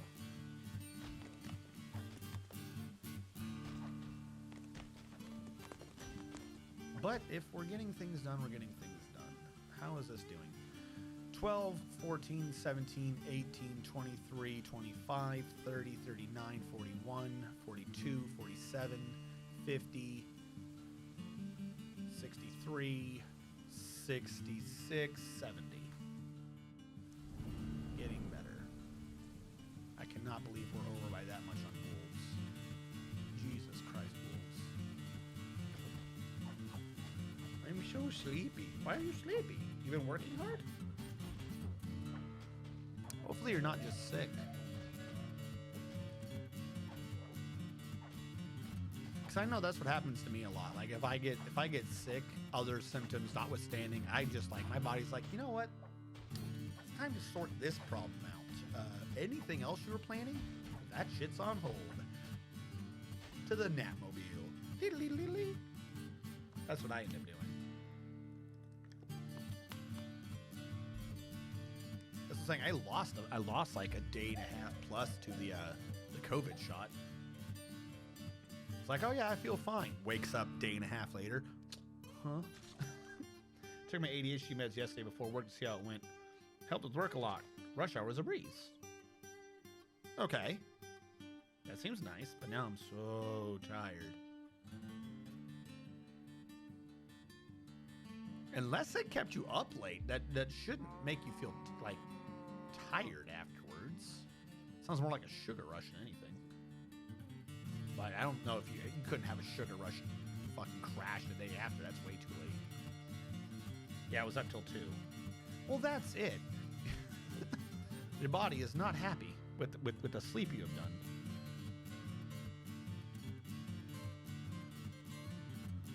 When did you wake up?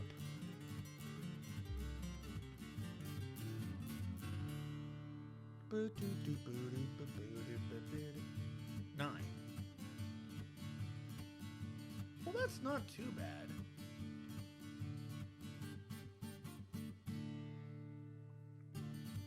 Slept my normal hours. I don't know. I do not know then. I just feel drained. That might be something to talk with your doctor about. Because I don't think I've heard of being drained a day after ADHD medication.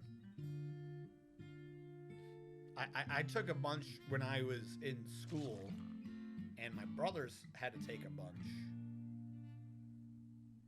I don't recall drainage. But of course, this is one person. I'm not. Do not come to me for proper medical advice. I'm supposed to take it every day, but then I get anxiety. But did you take that one with lithium?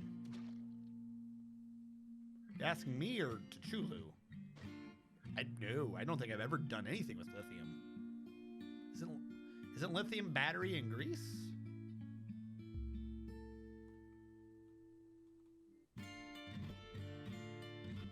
Amphetamine salts.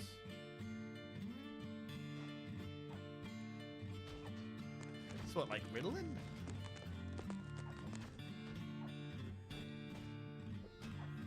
Yes, and yes it is. It is quite bad. Adderall. Okay, so okay, I was thinking like Ritalin. I was like, what is Ritalin? No, Ritalin is. I forget what Ritalin is. I don't know what the fuck anything is. Ritalin also had lithium. All right, well I had Ritalin. I don't know. I don't know if that had. I have no fucking clue. What is the lithium the bad doctors made me put in my body?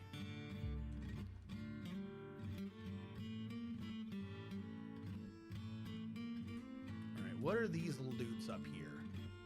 These are the cavies. You must not kill the cavies. Mules? I can probably get rid of mules. They're not like our overbreeding issue, but why do I have a mule kicking around? Not doing anything with mules. I don't think mules can breed, right? Aren't they like the weird mixture of a donkey and a horse so they can't breed?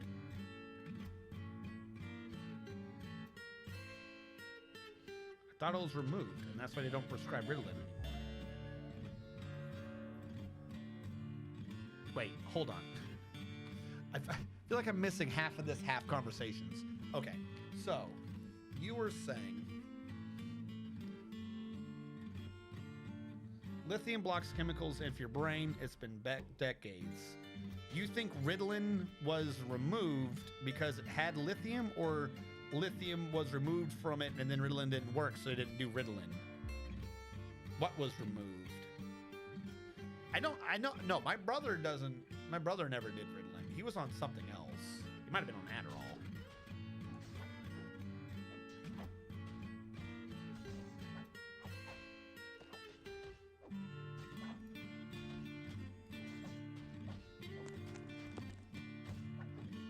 Are you just like laying eggs on the grass? What is this?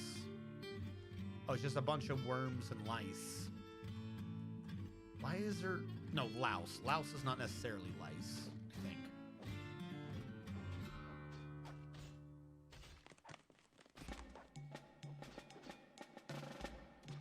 All right, he's going to butcher a skunk now. I think we're getting ahead of this.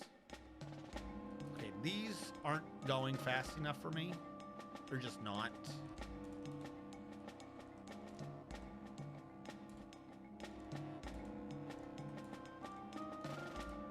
There we go.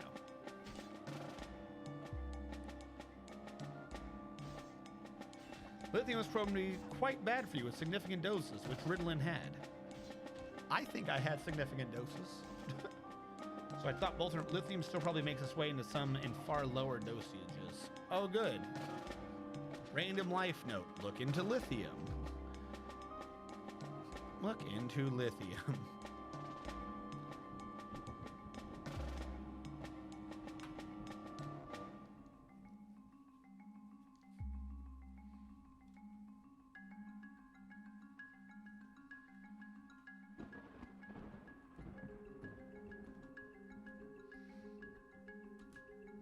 What do we still have kicking around?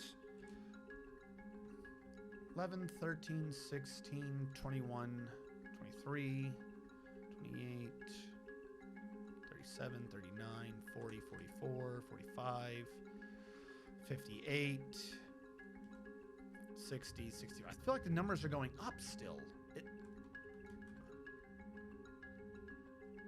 What the fuck? We're doing them for milk. Dogs are just dogs. Giant black bears. Are they breeding too much? Buzzards. Fuck it. Buzzards now 0. We don't need buzzards. Killing the damn buzzards.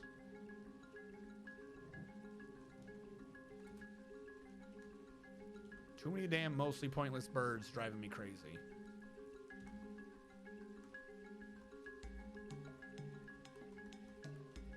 If we got turkeys, we might not need peahens, but usually we don't have an issue with them. Where are the buzzards?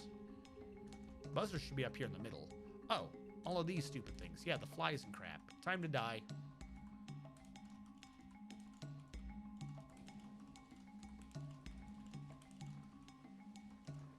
I'll keep the eagles because I feel like they could fight, kind of. The problem is any flying animal that becomes tamed immediately can't fly. So, like, the eagle might, in fact, be utterly pointless. If it can't fly, then there is no point.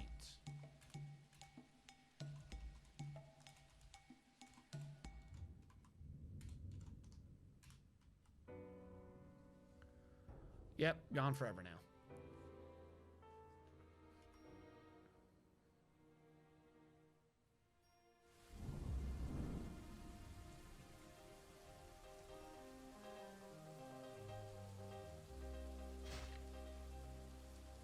RNG has the brain drag midge from Riddlin as a young and seems legit.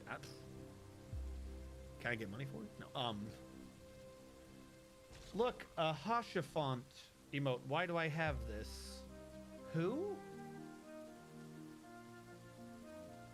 That just looks like a light blue-haired kid doing something probably inappropriate with something. I don't know what he's doing. I recognize the black mage. I think the one on the bottom is the girl who's dead, or not, maybe. I don't know. The leader, who we haven't seen in a while. I don't know who the blue-haired kid is. Fun fact, lithium-6 is used in H-bombs.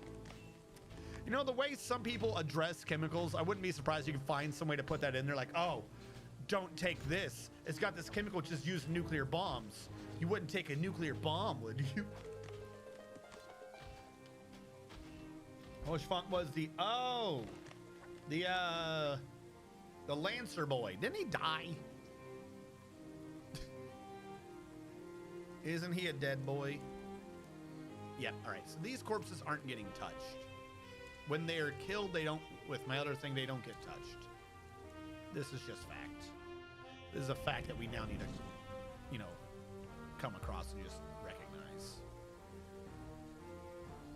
So for any of you who are coming in late, unfortunately, right now, most every project's been put to a standstill. We're trying to recover the file so that we can continue building our volcano fort, but the animals are becoming too much for us. We're having issues with something, and I'm suspecting it is the animals. We don't need 5 times as many animals as we have dwarves. That's just insane. So a lot of these things are getting removed for their own good, our own good, someone's own good. I don't know, but getting to be that time. Things die when they are killed. You wouldn't download a car. That commercial's so stupid. I would download everything. All right, let's just clean everything.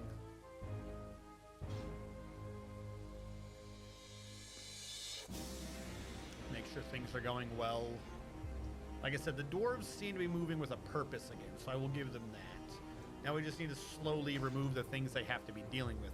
My issue, though, is the butcherings. If the elves who are butchering are becoming more active in getting things done, how are the animals still outbreeding them? So many bone things, but there's only like 3 people active at once for some reason. I don't know what's going on. Like, come on, guys, get it together. More activity. These corpses are just from when I drowned everyone.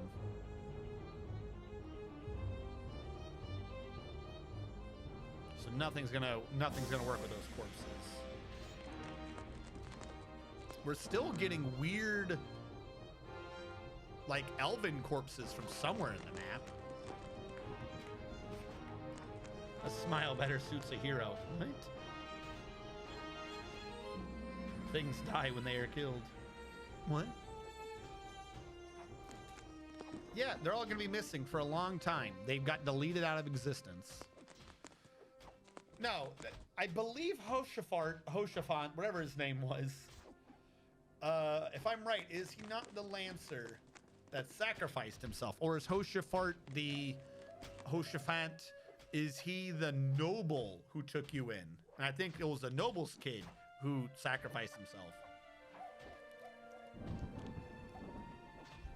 Dang, you sure you played the whole story? You have no recollection. I don't. Like, again, that's kind of my issue, is it takes so long for anything to really happen in a lot of the areas. Like, I don't remember. I do not. I remember the beats, but I don't remember any of their names. I just remember like, oh, it's the dude. It's the girl. It's the girl who yeets herself into oblivion. The cat girl, whose skill in the game, in the plot, is to find a way to remove herself from existence when the going gets tough, and then you have to have a plot line to bring her back, because we've done that like 2 or 3 times. Autumn has arrived. The noble yak daughter? Yes. If I see them talking, I'd be able to associate the faces with their names again. But that's about it. No, not noble yak daughter.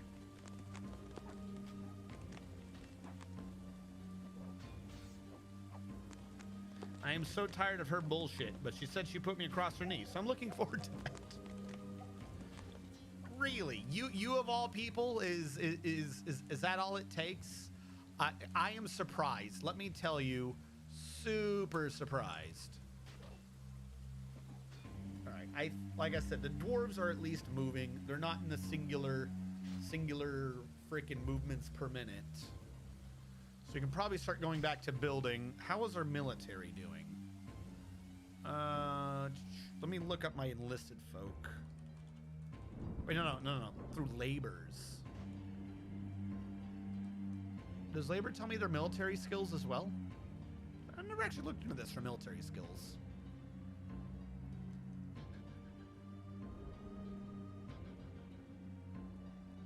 It does, way over here. Okay. There's a way to sort profession. Okay. Enlisted. Here we go. I'm looking namely around discipline. Discipline's usually the first one that gets somewhere. Not enlisted, adequate. What am I looking at? Okay. So yeah, even in all that time, our enlisted never even got training. That's how like backed up everything was. Got some good student skills. Got some okay weapon skills I'm seeing kicking around. But yeah, everything that was happening, they didn't get any good training on. I've been a bad boy. I do have a belt. Go save Baron Koala. What do you mean I do have a belt? Go save Baron Koala. How does one lead to the other? I do have a belt. Go save Baron Koala. I can't save him. Baron Koala. Remember, we sent people to free our prisoners. That squad entirely died. What we have to do is build up our skill again and then just steal their animals and butcher them as soon as we get them. Like, we have to death by 1,000 paper cuts these morons. Or just send like 40 plus military dwarves that are all legendary with adamantine gear or some crap. Because we sent them and they died. They died and or became more prisoners.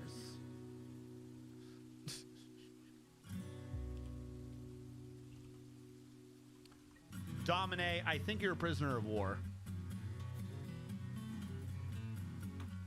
Because you're not alive, or you're not dead, but you're not here.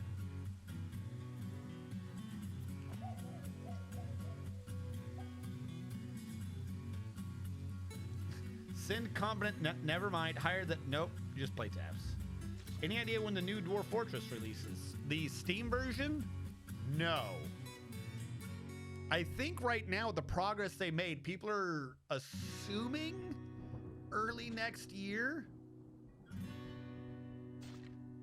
I think at some point someone was doing like a post to be like, when do you think the game's coming out? It was like Christmas, next year, end of next year, year after that, never. I think we're like the 5 questions. Dwarf Fortress Steam release date. No. Steam. Not when it was actually originally released.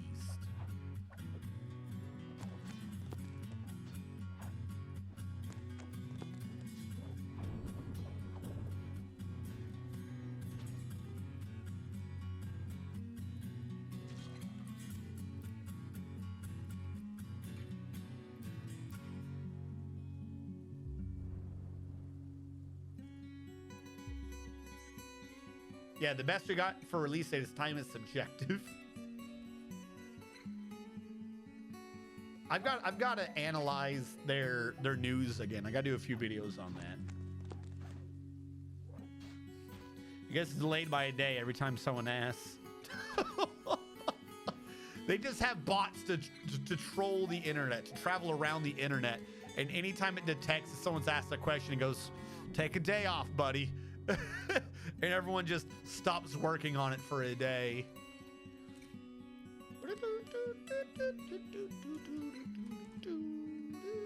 All right, all right. I think we're getting ahead of the curve by like a lot. 5, 8, 10, 12, 13, 16, 17, 28, 30, 34. I think we're getting the butcherings in now. No more fishing. Things look like they might be getting done with a purpose. I'm seeing idlers actually leave the number 1 occasionally. I'm seeing occasional slaughtered messages.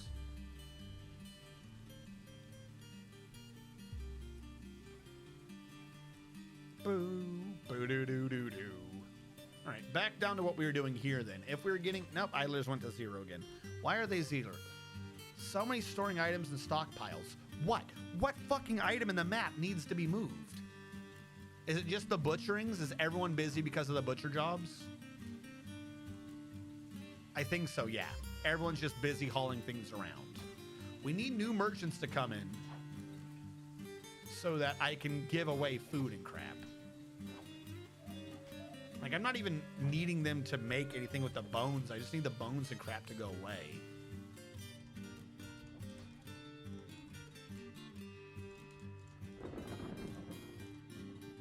Just to keep it empty some more. Like, let's go. Let's haul. Let's get all this nonsense out of our way. Animals. Where are skunks? I think we went with skunks should be die off.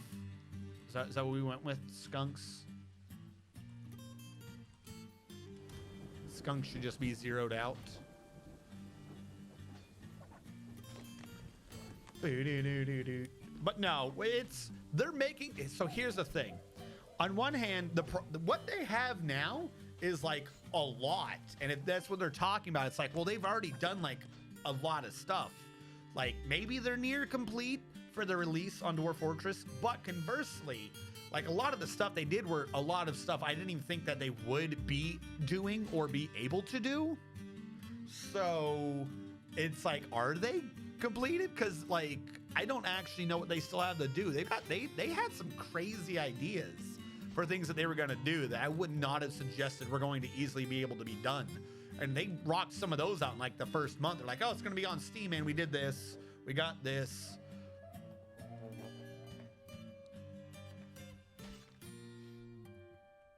I'm thinking sometime next year. I don't think it's going to be out by the Christmas season. Also, I because it's being done through KitFox, I feel like in the middle, they like when it's closer to be announced, they would change it over to like generate hype to get more sales. So I don't think it's just like it's going to be a surprise on this one day. I don't think that's going to happen. I'm going to move this to the wolves thing now to get them out of that one room. This way, if nothing else, they're not walking on each other, which might reduce the amount of lag created by units doing the whole I'm walking here, but you're there calculation. We're just going to get them out of that tiny ass room. For now, I will remove this just to let them be free. And the outpost liaison has arrived. Usually that means merchants are here. There they are.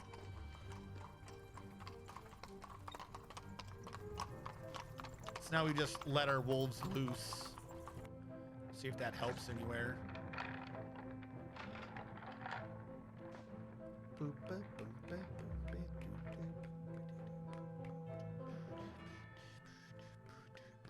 All right. So, if that is what we have going on, I can start looking at other things now, perhaps. Idlers is going up. That's going to go down for trade. I completed this one. This statue, I don't know what this statue is. I'm removing that statue. Magma safe statue of elves, goblins, and humans. The elves, goblins, and humans are screaming to be placed inside the wine glass. All right, Dragaman, your statue request, if you are still here, I think you are. Your statue request says inside the wine glass. Is that in the magma or inside the wine glass? The wine glass is the thing where the dwarves are. The magma is like the outer casing. So I don't know where you want, I'll build the statue. I just don't know where you want the statue to be. I'm assuming magma because you said magma safe. Stone, but that's not the wine glass. Like that's like the outer glass. It doesn't have the stem below it.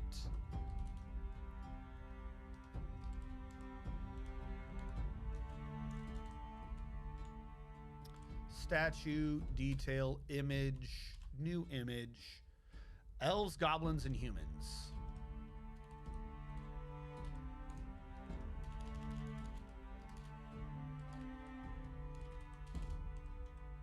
What? No.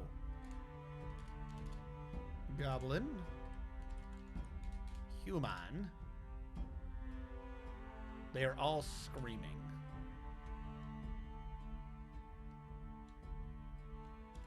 The elves are screaming. The goblins are screaming. The humans are screaming. The earthen ships is an image of elves, goblins, and humans. The elves are screaming. The goblins are screaming. The humans are screaming. And then you said magma proof. The only one I know of right now to guarantee that is obsidian.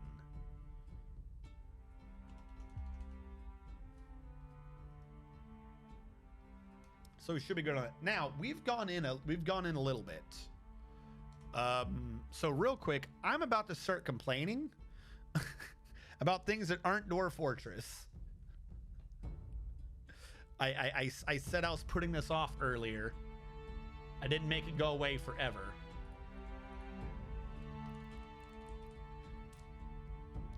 There's a video here that has pissed me off.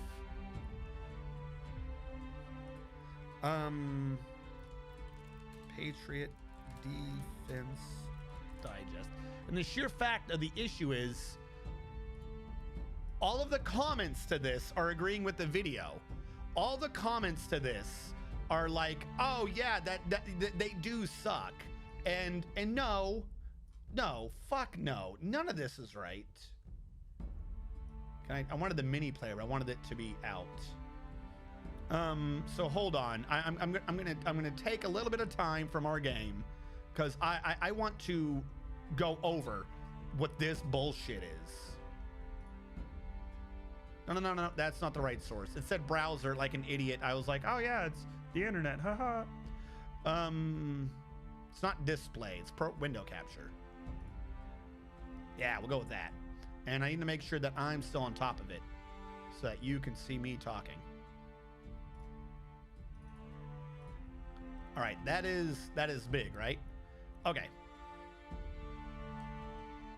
I'm gonna mute the game too while we do this. I'm gonna let this video play and then I'm gonna argue this video.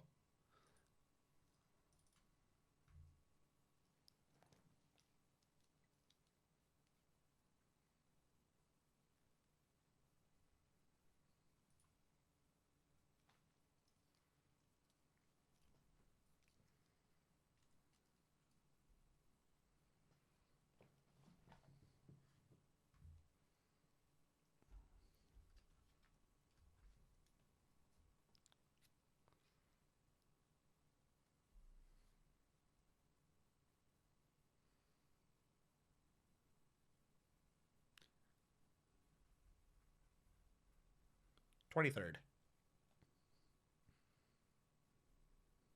Next day.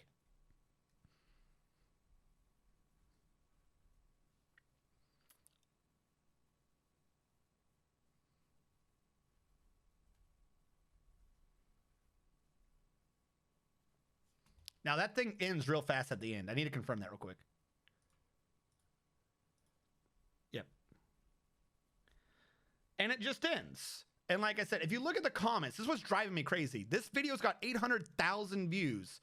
And if you look at the comments, it's up. Looks like the U.S. can't make anti-aircraft missiles. Good job for the F-16 pilot. Omega, good job. Did I hear that right? The F-16 pilot was forced to fire an anti-rad missile to destroy Patriot to save himself?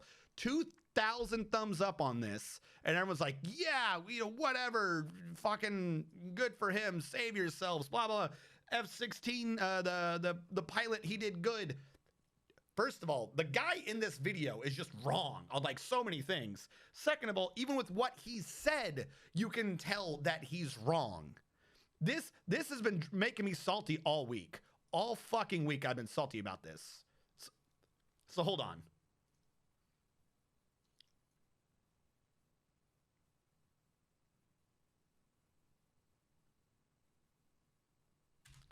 The system uses algorithms to identify what something is. Let's be clear about that.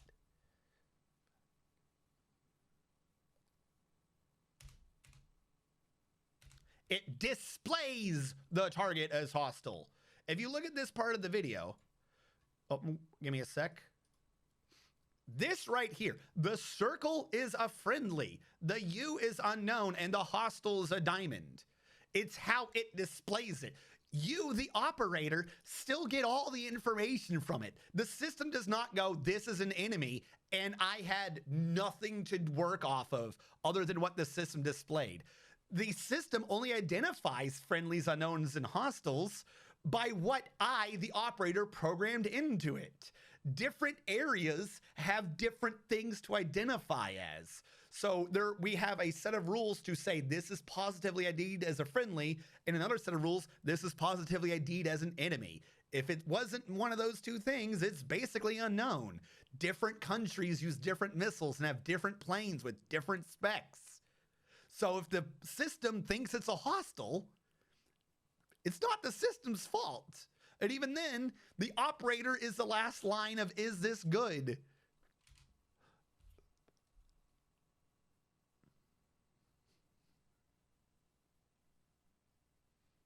When it decided is a bad guy. There is a mode for the system to go automatic. You don't use it. Think about this, chat. We've been over this before. My job was to engage and kill the enemy. I had an officer whose job was to verify everything and make sure I didn't kill an ally. The system has a mode to just engage all enemies. To be like, oh, that's an enemy. I'm going to engage it. That is like an oh shit mode. That is there are a bunch of enemies here, and there is nowhere near enough time for me to process every engagement, which is three or four button pushes. If you are in a situation where you have to turn that mode on, that is like I'm fragged anyways. Take everything out. At that point, it is.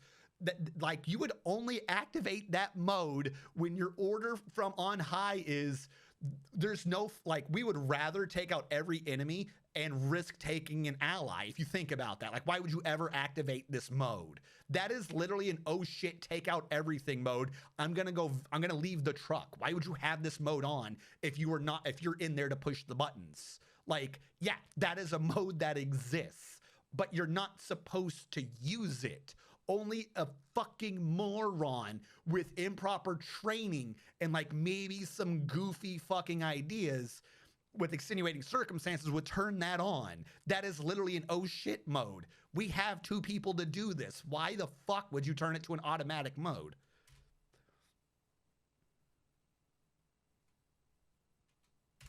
So someone turned the mode on. This is not a flaw with Patriot. This is an operator error. Like, yeah, I'm not saying this event, like the fact that the event happened is not a lie, but like, this is not the computer's fault. If I tell the computer this is a bad guy, by the way, go kill all bad guys, and then it kills the bad guy, that's not Patriot's fault. That is an operator error. All right, let's be clear about that. Two, why was a friendly plane set up as a hostile? Probably was flying in a way he shouldn't be. There are like so many different rules to the air. Like allies, like if you're approaching a carrier, if you're a friendly plane to a carrier, you're coming in at a vector to land on that airfield. If you were flying in some weird as fuck direction and not talking to anyone, the carrier's gonna act like you, at the very least, you're not friendly. You know what I'm saying? So we have a thing set up with all the rules. There's like massive page after page after page of like literally mapping out the sky for who flies where, when, and how. If someone flies in without fucking communication and they're flying, like, say, in a direction for where an enemy might be shooting a missile from, the system might initially assume it's a missile. This is a possibility. Should the system have ever been in fucking auto? No. That should not have been it, but it's not the system's fault. We say there's missile launchers over there. We also say allies fly from over here, and then we put it on auto. If someone flies from the wrong direction at a missile, we can see the speeds. If it's flying at the speed that might be a missile, like there's so many fuck ups that happen in this one situation. It is literally a perfect storm of fuck ups. It is not the system's fault. Like this by itself is a massive fuck up, but it's a learning moment. It is a learning moment. There's also returning the wrong ping. I don't know what you mean for that, Grogrin. I don't know what you mean by returning the wrong ping. You mean IFF? Yes, if he doesn't have a proper IFF respawning, there are certain things to go working on. But anyways, this gets worse. They're laying so many things down on us.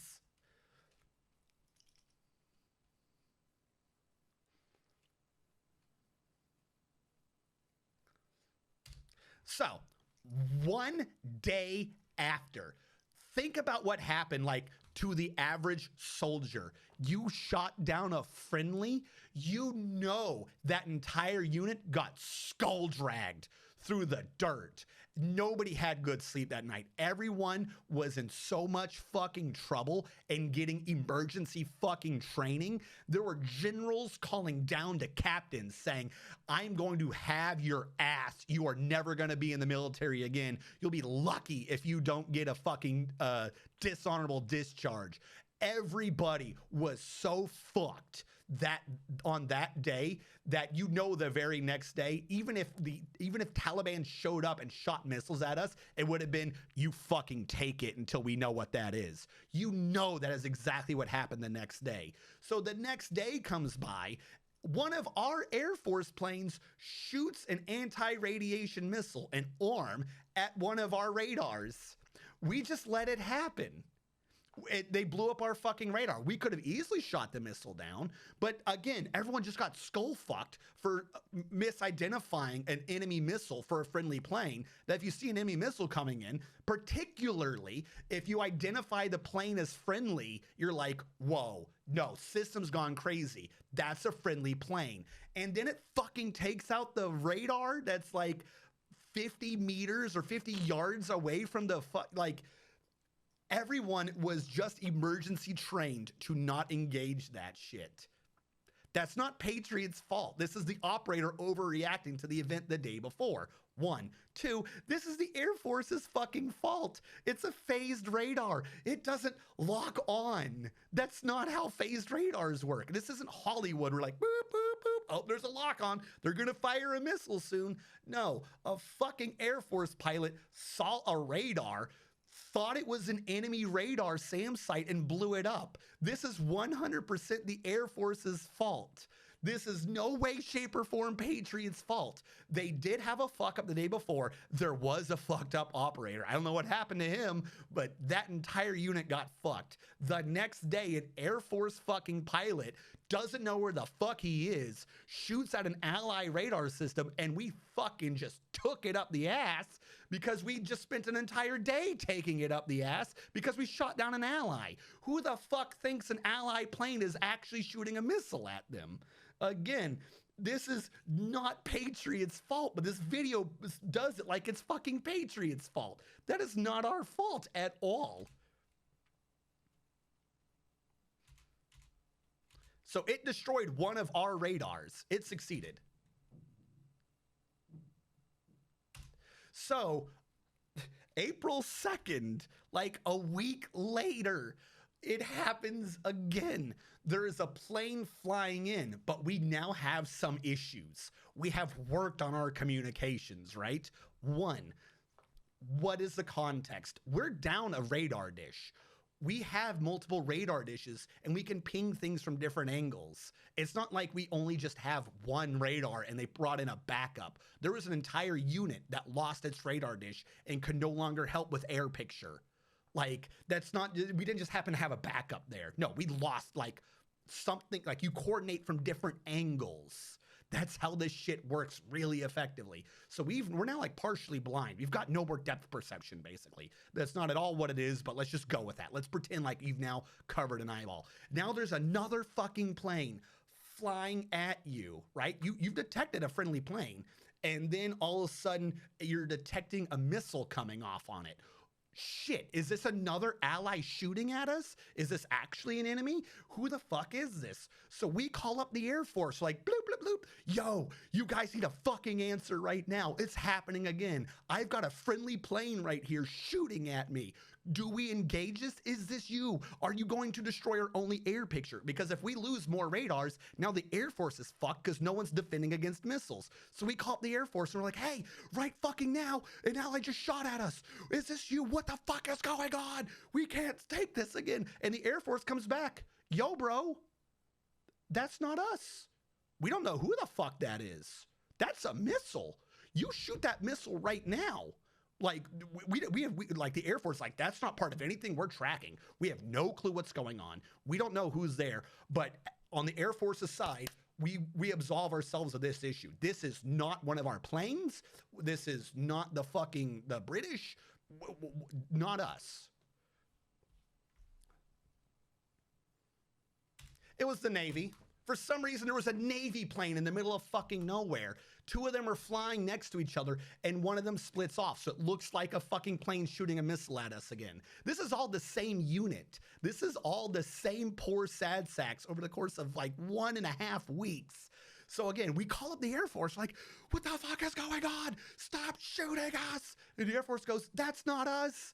No one's shooting at you. That's like an enemy or something. We're like, what the fuck is going? Fine, whatever. We can't lose another fucking radar. That is a no-go. If you lose another radar in the middle of a week, we've lost the entire missile defense. So whatever, fine. We'll shoot out this missile, then we'll figure out like what pilot's gone crazy. Turned out it was just a Navy plane, and we blew him out of the air. Again, it's not the system's fault. It's not the system's fault. This is literally every fucking branch over the course of a week near one Patriot unit just went fucking insane, and everyone kept trying to overcorrect for the past mistake.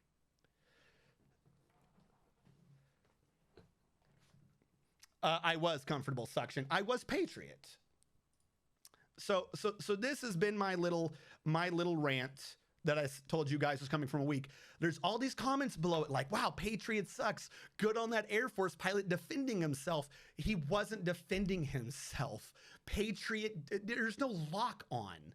We have a radar. We have a phased radar that typewriters the sky. I hit you. I see where you are. I hit the missile. The missile knows where it is because it knows where it isn't. I tell the missile where it is. I go, I see him there, you're here, do the fucking the hypotenuse. There's no lock on. The only time you have a lock on is like 0.0016 seconds before you're dead, when it's so close that the beam for him and the beam for the missile is probably going to be hitting each other anyways. So you just tell the missile, you're close enough, you do this. Like, there's no lock on. It's not a plane shooting. A plane does lock on because the plane has to calculate its speed, the enemy's speed, how far away the enemy is, kind of get this information in the missile, shoot the missile. Patriot's not moving. We don't need to calculate half of these numbers, so we don't need to do a lock on. That doesn't make any sense. So there was it had lock on, so it defended itself. This fucking this flyboy was just flying around, was like, oh, look at me. I found a fucking missile site. I bet I could shoot a missile and take it out, and I could get some good old rewards. Look at me taking out the enemy Taliban. Idiot didn't know where he was. Like, I mean, not idiot, but after multiple hour flights, he was probably fucking exhausted, but he didn't know where he was. He shot at a friendly. He wasn't defending himself. It doesn't make any sense. There's no lock on. This isn't Hollywood. Yeah, but like I said, that video's got like 800,000 views and thousands of views in the comments are all like, yeah, Patriot sucks, go Air Force. And it's like, you fucking propaganda piece of shit. Oh, I pushed the wrong button. I was trying to get the audio back on. Yeah, the RAF jet that got pinged with a cop with a radar gun. They got tensed for a bit. Yeah, but like, pinged is not locked on. Like, there's tons of radars everywhere. Yeah, they got detected by a radar. They probably were like, hey, that radar has detected me, but it wasn't locked on.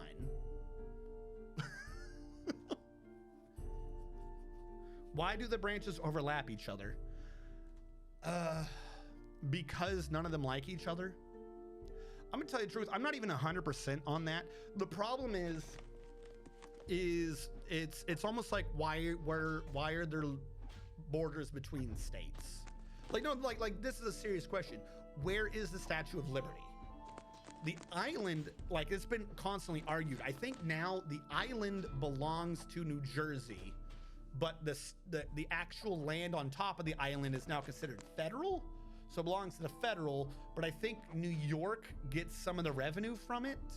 Like, so there's like always these arguments over what, like, whose area of responsibility something is. So, for instance, Patriot and the A-10 Warthog. The big thing, by the way, for the Air Force is that it controls the sky and all the fixed-wing aircraft. That's basically it. By the way, Air Force, not even the world's biggest Air Force. The United States Air Force is the world's second biggest Air Force. The world's biggest Air Force in the world is the United States Army, because we have shit tons of helicopters.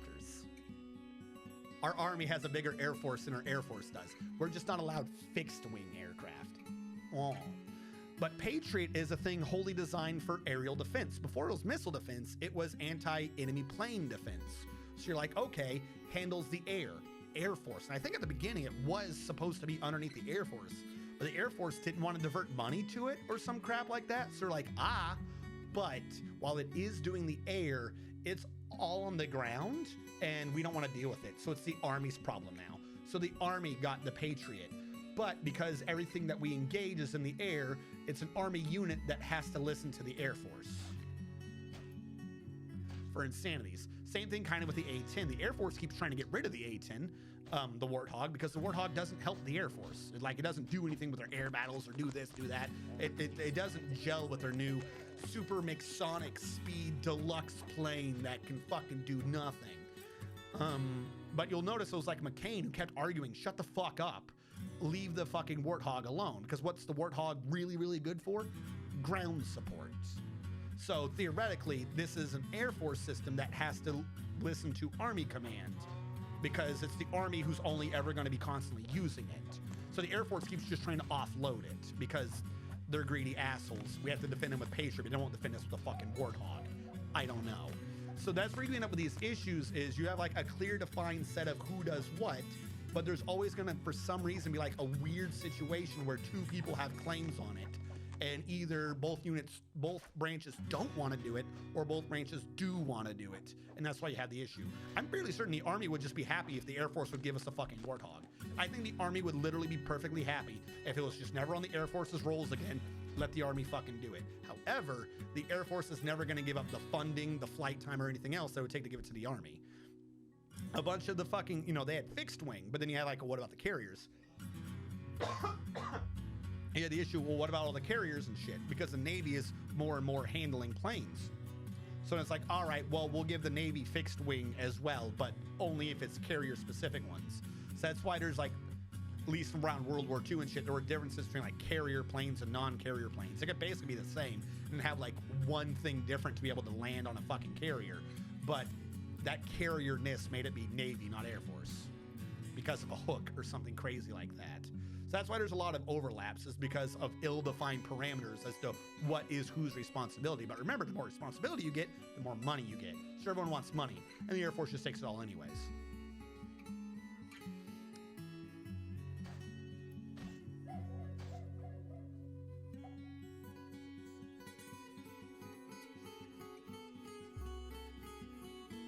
The laser AA systems, I mean, if they work, then they work. But the problem is you basically have almost the same issue as you have with Patriot and missile-based ones. One, you have an issue of proximity.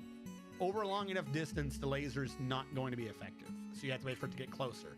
The closer the enemy would have to get for a system to become effective, the less time the operator has for it to work, if that makes sense. Meaning that they're going to be more on edge and more likely to make incorrect decisions. Again, the beginning of that video was mostly true. That was Patriot's fault. The system should not have been in fucking auto, and there's supposed to be 2 operators to oversee it, and yet somehow they shot down a friendly. I'll give you that one. But that's not the system's fault. The system, like, it's not like it's programmed by Raytheon. We get it, we turn it on. No, you literally have to program in, like, okay, this is where we are. The different program screens called tabs. Tab 2, tab 3, tab 4, tab 5, tab 89. There's so many different screens of data you have to program in correctly. And then even with all that, you have to babysit and, like, watch it. You are the operator who is doing this. The system has a whole bunch of shit it can do on its own, but more often than not, the only thing you let the system really do is determine how it's going to kill something once you've determined that it should kill something. Most everything else should be in the operator's control the entire time. And you have a point. Laser AA, hold on. Yes and no. Laser AA is cheaper than shooting missiles per missile. Laser AA would require more power, like a higher power minimum, if that makes sense. You have to keep it charged. A missile is chemical. Like, you warm it up and it's good. The big power's in the radar. Laser AA system, in terms of cost, would probably be more costly during peacetime, but cheaper during war.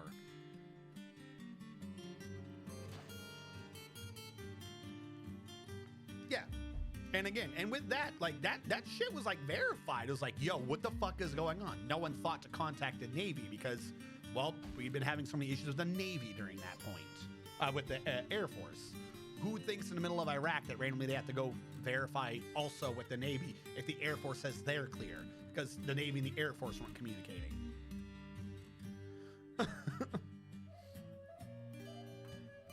Yeah, very good for anti-UAV, I'll give you that. Yeah, it is good. Yeah, no, basically anything that has wings that don't move, Army's not allowed to have. So we just have, like, we don't even have drones. The drones are also done by the Air Force because a drone is fixed wing. We have helicopters, though. Lots of helicopters.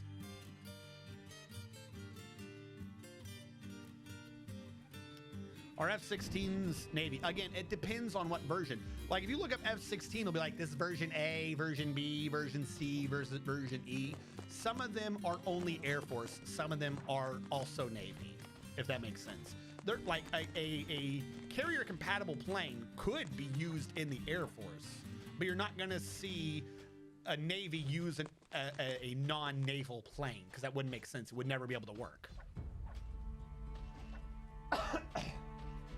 And even now, that's been divided again. A bunch of the responsibility of the Air Force got, like, scooped away from them and is going into the new branch, the Space Force. Because the Air Force used to also just do, like, all the satellites and shit too. Because it was above them, I guess. I don't know. So now I'm thinking that's all Space Force. I don't know exactly who lost what responsibilities to that. But now there's also an overlap with where do these creatures come from with the Space Force. Oh wait, that's right. We have a merchant here. Where is meals? I want to give you meals.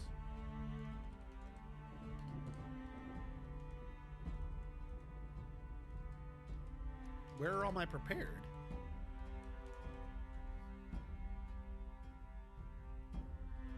Is my kitchen not? Yeah, it says prepared food bot. About to say, like, there should be a bunch of food in here.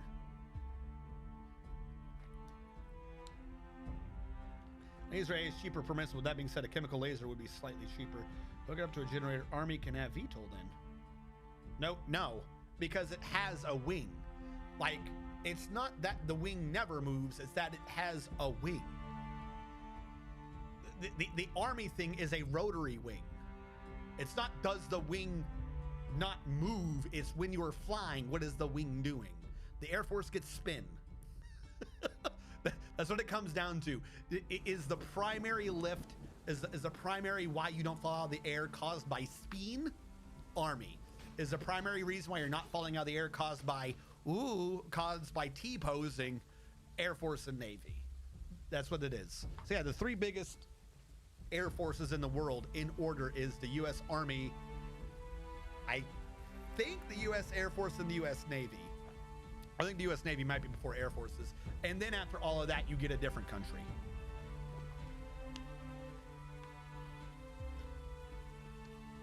Yes, I did get rid of the old merchants.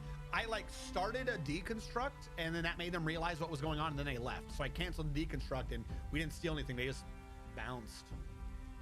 I don't know why. It's like I broke them out of their insanity. Yeah, I have no clue what is going on with Space Force.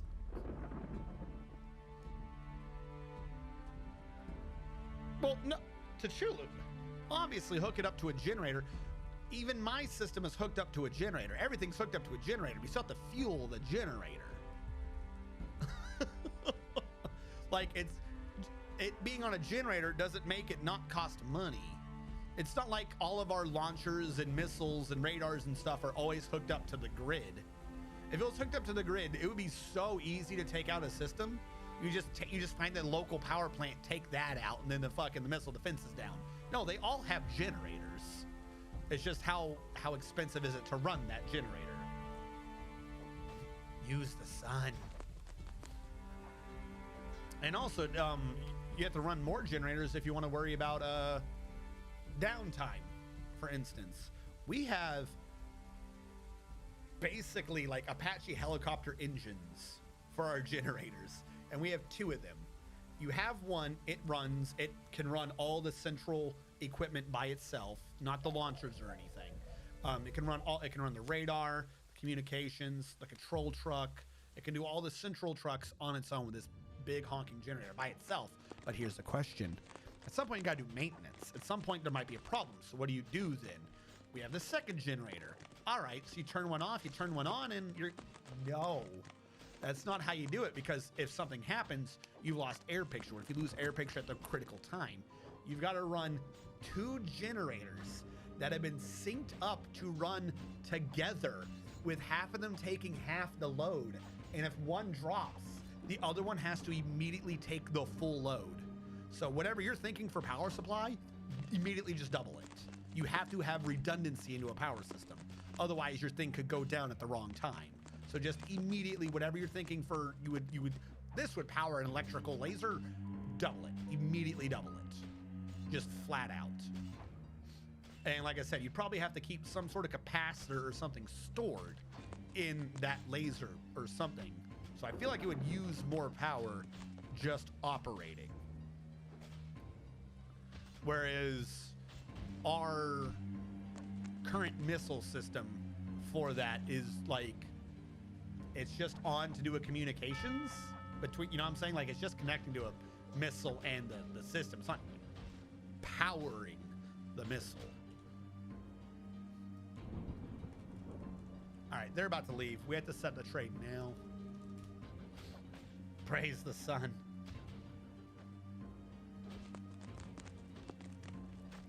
Why doesn't the Army use RTGs? What the fuck? Once they are down, they can be repurposed in the nukes. I don't know. Yeah, tiny power output, stable. Are you talking about nuclear generators? No. No, God, no. No country would allow that to happen. Radioisotope thermoelectric generator. First of all, how much power can that put out? I'm getting the image in my idea that you would need like massive nuclear things. What country do you think is going to let America just move nukes around? All right, $376,000 worth of shit. Let's hope we got something good to trade for. Spear, pick, spear, mace, mace, mace. High boot, high boot. Take all the things we can. We already have enough of a problem keeping track of our nuclear crap anyways. I don't want to think about what would happen if we were moving around little nuclear generators. They're not that powerful and they're leaky. Yeah, 110 watts is nothing. No, God, no. That's nowhere near the power the radar takes. Nowhere close. 110 watts is less than a light bulb, right? Isn't a light bulb 120 watts? No, light bulb's 60 watts. What's 120? 2 light bulbs? Yeah, God, no. You are nowhere close. You are nowhere close to the amount of power a radar alone takes. Boo-doo-doo. Okay, let's do silver. No.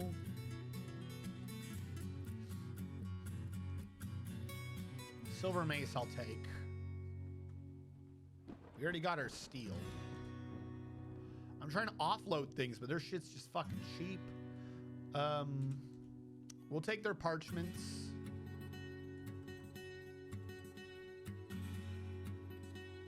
I don't want their crutches or their splints. I think we already have cheese, but whatever, we'll grab more. This was always going to end up with us having a profit over them. I don't think it was going to be that big, though.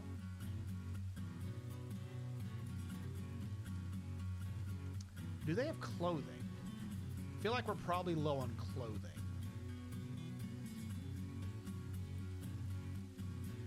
All right, give me trousers. Vest. Shoes.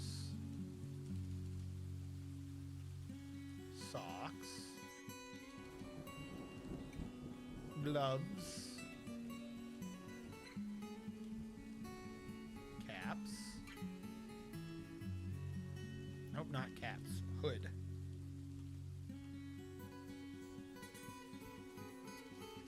Anything else made out of silk? I didn't want rope. Tunic and shirt and dress. Tunic, shirt, dress.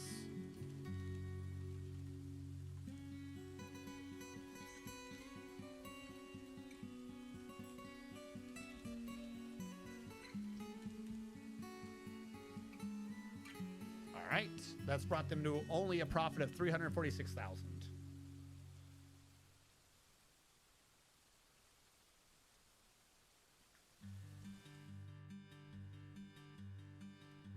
You're thinking volts for AC. An English kettle is 3 kilowatts for comparison. Yeah, 3,000 watts. So 100 watts is even tinier. Is that what I'm understanding? Like the more you correct me where I am in the power gauge, the worse 110 watts sounds. We do like the speed boil shit, but we're far from the only ones. I think mine's 1.5 kilowatts. Boil shit out of water plenty fast. Got a fresh round of their meatballs recently. You can't go wrong, but we that cream sauce, yes. 110 watts is not much. Okay, so like it sounded like you're just being like, no, it's a ton, and then like I'm like that still sounds like garbage. Pig iron, I guess. What I need is flux stone. Did they ask me what I wanted from them yet? I don't think they did. Here's what we're gonna do. I'm gonna take off a lot of these. That giant chipmunk kidney roast is worth $5,000. Jesus Christ. I'm gonna take off a bunch of these from the trade. $10,000 prepared food pot. Trade it. Then put them back on as an offering. And our food is only down to 14,000.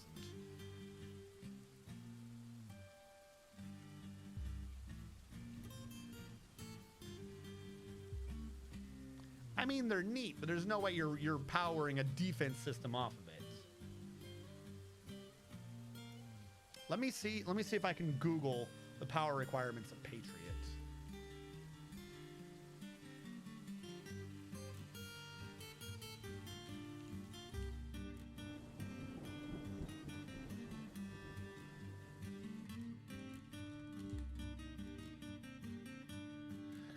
The men want to surface to air missile, the EPP electric power station. This is what my system needs. The EPP-3 diesel electric power plant is the power source for the ECS and radar and the AMG. The EPP consists of two 150 kilowatt diesel engines with 400 hertz three-phase generators that are interconnected through the power distribution unit. The generators are mounted on a modified M977 HEMTT HEMT. Each EPP has two 100-gallon fuel tanks and a fuel distribution assembly with grounding equipment. Each diesel engine can operate for more than 8 hours with a full fuel tank. The EPP delivers its power to the radar and ECS through cable stored in reels along the generators. Additionally, it powers the AMG via cable routed through the ECS. Big. So we run two 150 kilowatt diesel engines with 400 hertz doing three-phase. Compare that to whatever the hell you're saying with this radioisotope nonsense. Was refueling done from fuel tankers? Yeah. Where else am I going to get that much fuel? Of course we had fuel trucks. You just fucking got a little gallon can, like, glug. Well, that disappeared immediately. Yes, we had fuel trucks.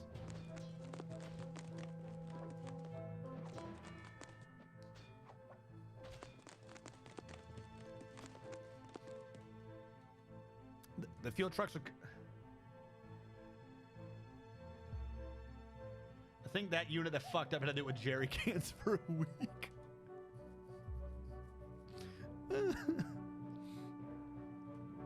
War is a lot of logistics. Yeah. So the radioisotope thing, I mean, it sounds neato, but no, there's no way in hell that thing is powering a missile defense system. Now, we have elephants starving somewhere.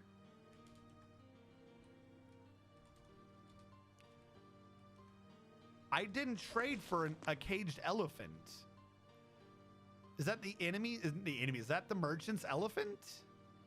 That's not my fault if it starves. I hope they don't, like, charge me for their starving elephant.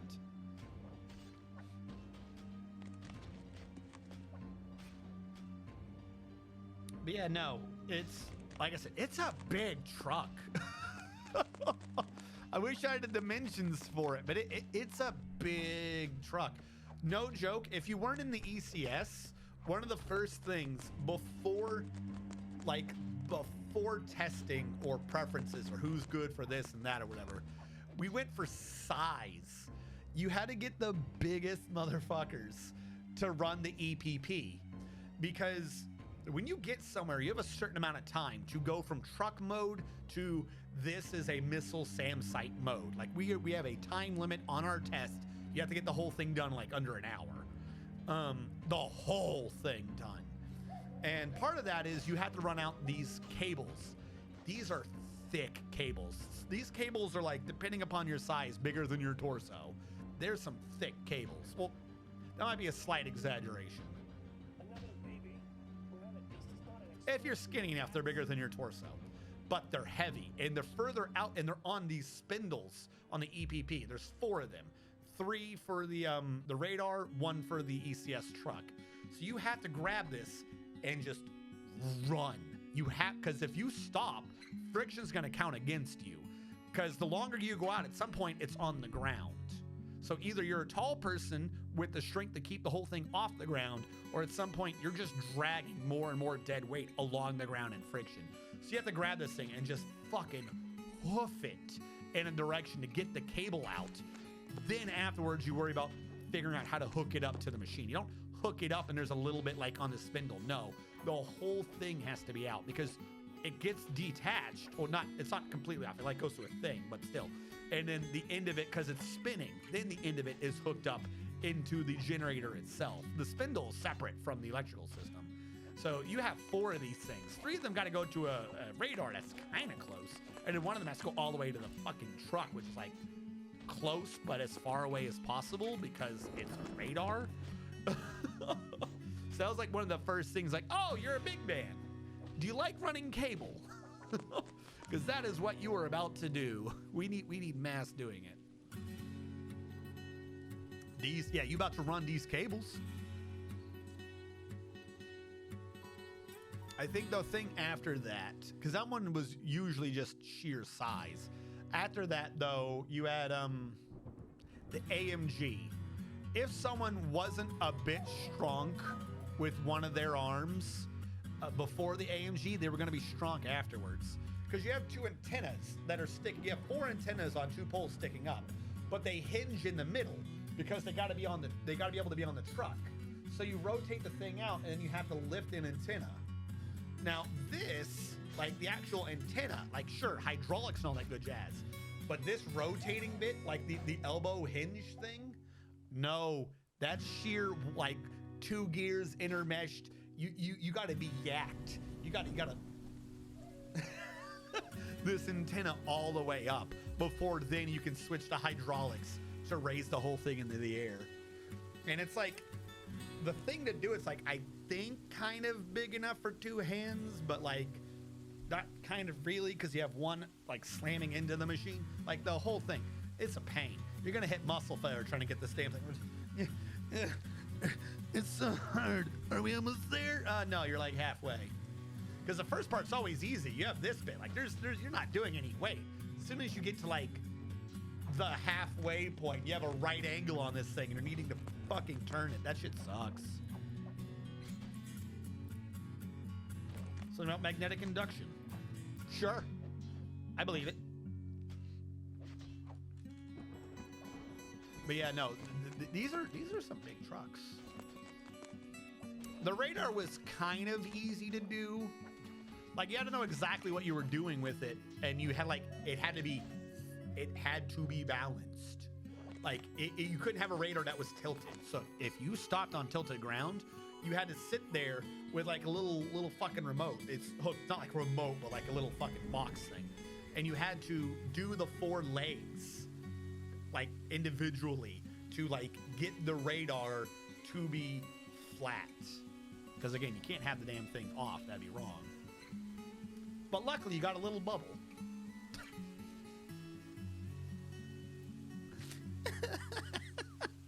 You got a little bubble. Yes, sometimes it took a few tries to bounce the radar. All hail the bubble. It's like straight up. I think there was a different thing, but you always got tested on the bubble. It's a circle. It's not like the green green rectangle bubble. You're like looking at a circle, and the circle has basically drawn on it a smaller black circle. So like you have the bubble in the circle, and you gotta like do the different sides and shit to move the bubble to the middle of the big bubble. Super scientific. But at the very least, they didn't have to like yeet out endless amounts of like massive cable spools.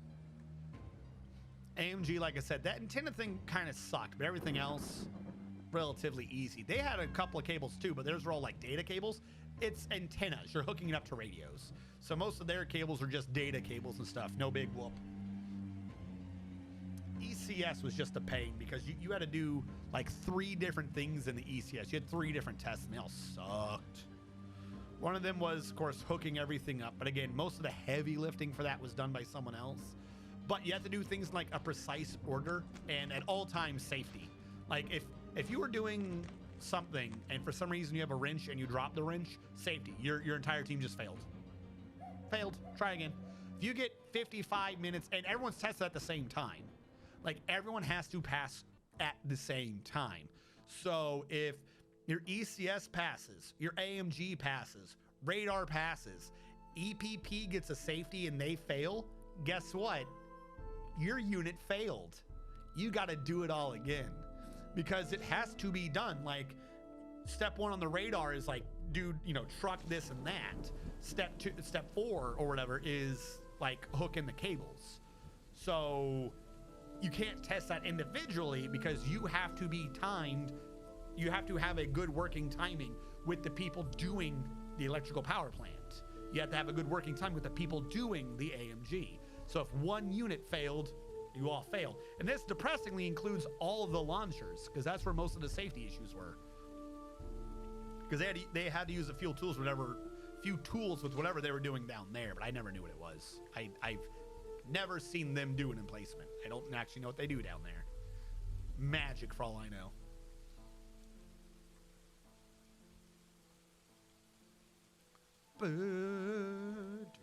All right, where are we right now? Someone's still making sheep bone bolts? I thought I got rid of that. Who is making bone bolts? Who just made bone bolts? You have no order to make bone bolts. What? Why did you make bone? Oh, improve. He decorated bone bolts. Okay. I thought he just made some more bone bolts. I was about to be very confused. All right, I made that Magma Safe statue. It's not my elephant, though. He's been missing for a week because he wasn't mine. This game's just gone all kinds of crazy. I ordered a new statue a while ago. Why do I not see the statue out and about?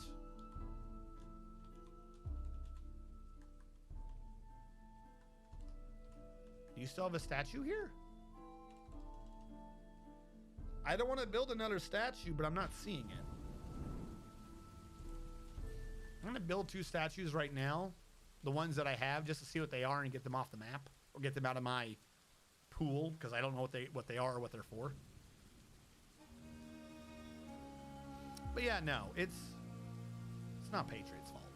That video irks me so much. And there's not like a good way to argue against it.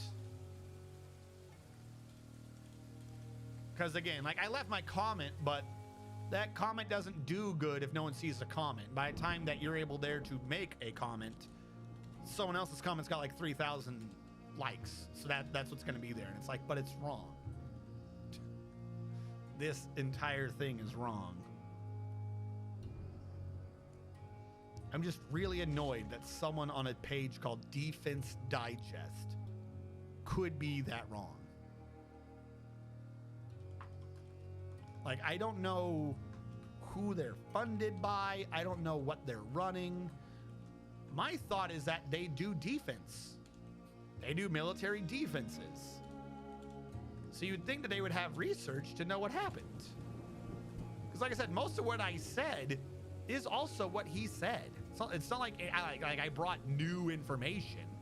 I just pointed out what the context is. And most of that context is these events happened back to back to back to the same unit. Like, literally think about what's going on here. Patriot's so evil. He wasn't wrong at the beginning, though. The Air Force, for some reason, does not like Patriot. They get angry. They get angry at Patriot. Patriot's like, we need this much space. What do you mean? We're shooting missiles. Don't fly in this immediate square because we don't. The missile's coming up. We can't tell you what path each individual missile's going to take. So for some reason, they don't like Patriot for that.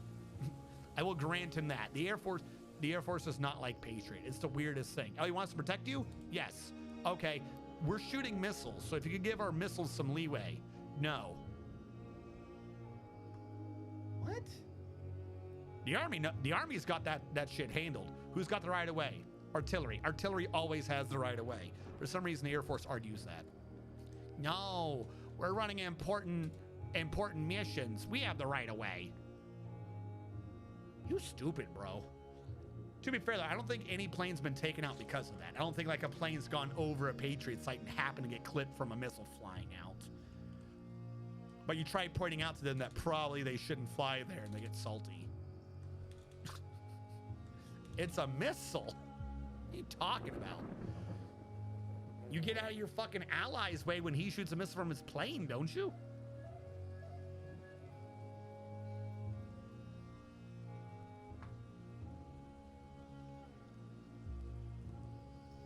Yeah.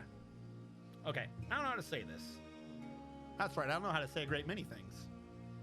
I probably should be unmodded. Okay. I'll do it if you want. That just sounds weird.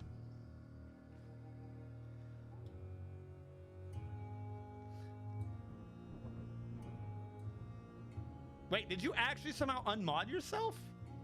Does it feel like you got a huge dick when you shoot a Patriot? What? I don't know what you're talking about.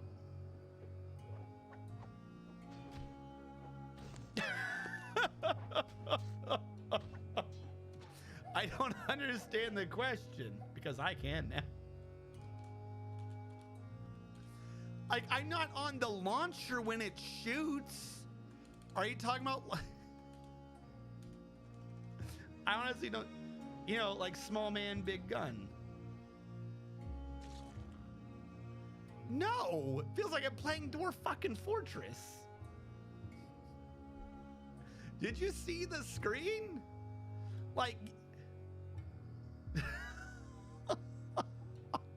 it's not like I'm in a tank and I'm like, oh, look at this. I'm the biggest motherfucker here.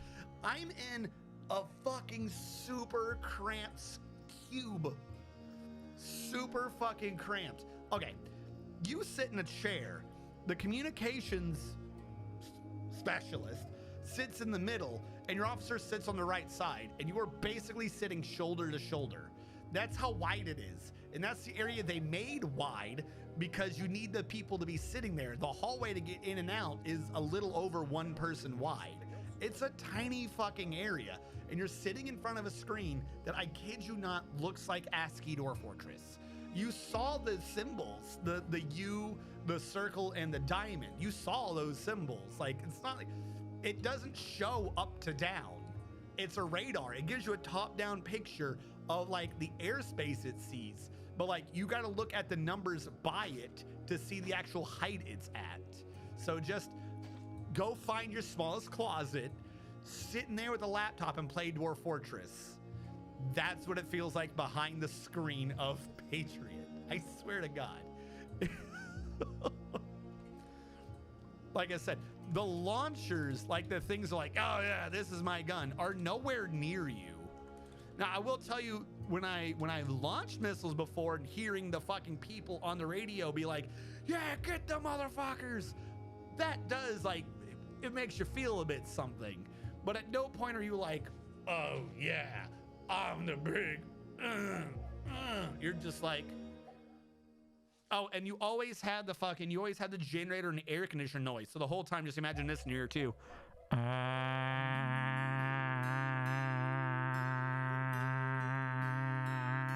The entire time you're sitting there for 12 hours. Like there's no chance to be small dude with the big gun syndrome. It's just not happening. Did you? No. That's what I'm saying. It's so far. Oh, so some of it. Okay. Let's be clear. First of all, there are two ways to communicate with these things. Via a really long cable where you can kind of maybe hear the missile go off. In that case, because like, all right, you're kind of close. You're not, but like, it's still like, I think at least a kilometer away. Like, these are very, very long fiberglass cables. like if it's not that far away, it's kind of close. Like there's like a maximum range to that, but it's a decent distance. And like I said, you're in like this truck, which like with like metals and machines and computers running. So if you hear it, you're not gonna probably more gonna feel it than anything else. But some cases that can't happen.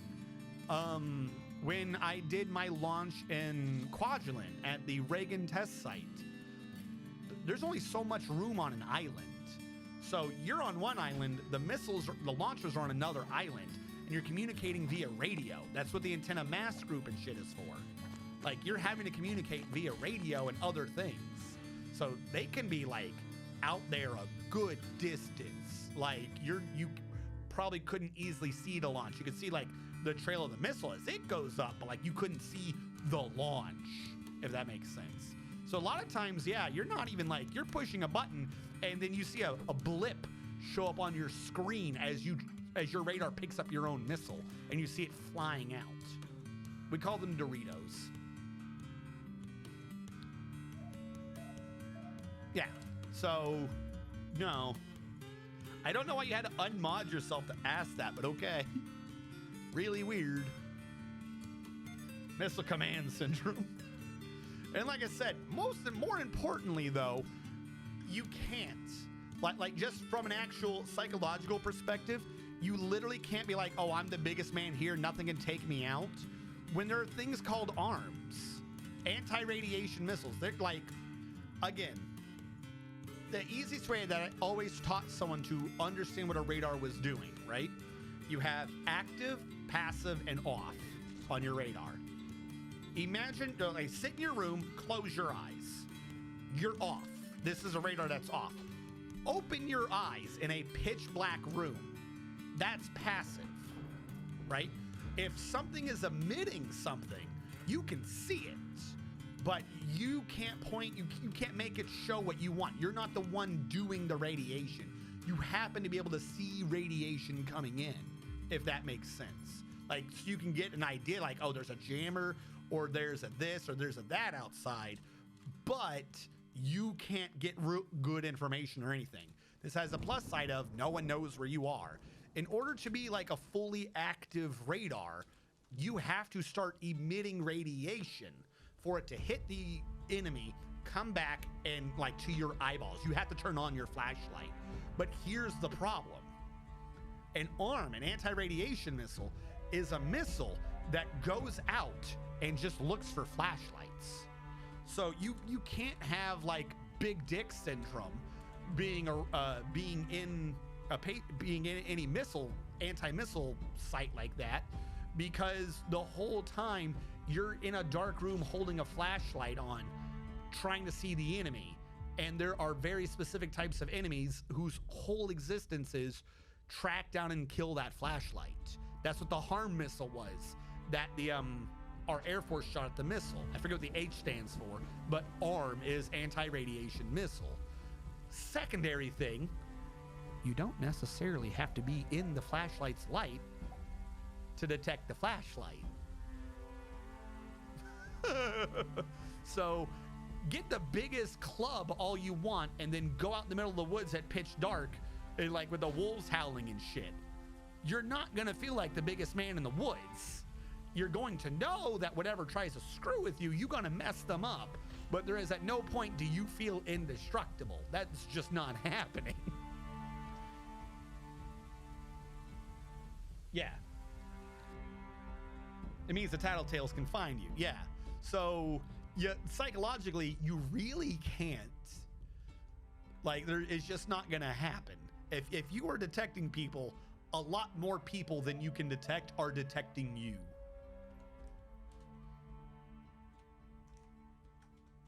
And they can detect you from a lot further out, too. Because whatever the maximum range is on your radar, right? That is the maximum range for your timings and shit to be able to send out radiation. It hits someone and come back. Good and dandy. But what if someone's beyond that? The radiation doesn't disappear. It just means your system is not going to get a good return hitting that guy with it and coming back. Nothing is stopping someone from that distance or further going, I see a flashlight. because your radiation still travels. You just can't get it back in any meaningful, calculable way. Doesn't mean it's not still there. So yeah, there's like a lot more. You are way more visible to anyone looking for you than they are going to be to you trying to find them. It's just not. Physics is a thing. So yeah, no, it's just not happening.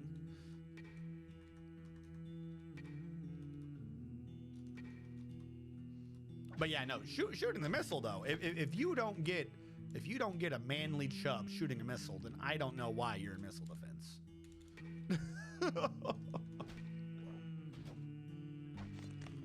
Because there is a sense of like, huh, that thing's dead. I have signed its death warrant. That thing is dead relatively soon. Like, okay, give you that one. But that is not do you feel biggest dick in the room or whatever the hell you were saying.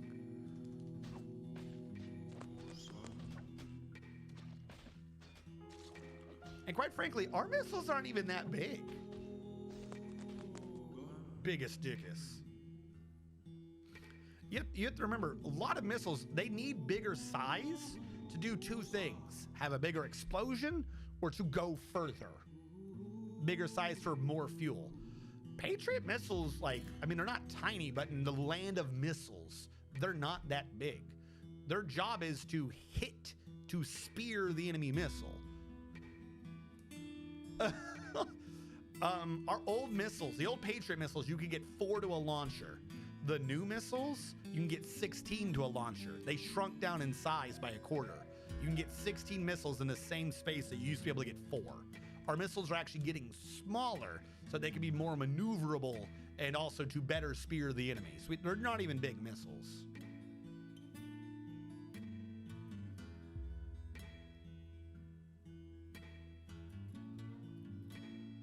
Why is it that you don't need to be a mod?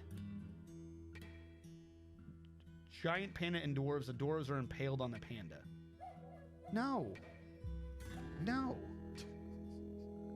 That's not even a mod thing. That's just no. Because as a mod, I represent the channel. As a pleb, I can be degenerate. So you're saying I need to mod you to like get you to calm down? Is that what I have been informed? By the unmodding, you've now been released? What? No. You're insane. My mouse transfer over. Okay. We are starting to finally get idlers back. People are moving with a purpose. I suspect we still have some animals. 1, 2, 3, 6, 9, 13, 16, 19, 22, 32, 35, 36, 37, 38, 47. We're going back up in numbers again, though. Like, why did our butchers stop butching? Because they're going slow because this is filled up again. No. That's the only thing I can think of. It's probably not the right answer, but are you cluttered? Cluttered. Yeah, they're getting wicked cluttered. Okay. But the butchering itself is fast, so that shouldn't be causing an issue, but they were going faster in butchering earlier. I don't know, something is making them slow down. We might need to find more animals yet again to cull.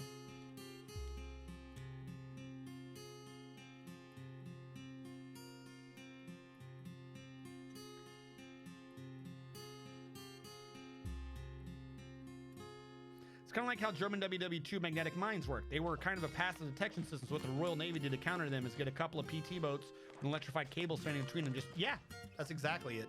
Yeah. There is purposes for passive. If I go to channel, mods are being worse than the plebs. Butchering produces a lot of hauling jobs. This is true. That's why I thought we were doing pretty good with idlers, but I guess no. Wait, hold on. That's a good point. If butchering creates hauling jobs, is my issue that the butchers are hauling? Slaughterhouse. I gotta go to the full one. Labor's full. Collapse again. Slaughterhouse.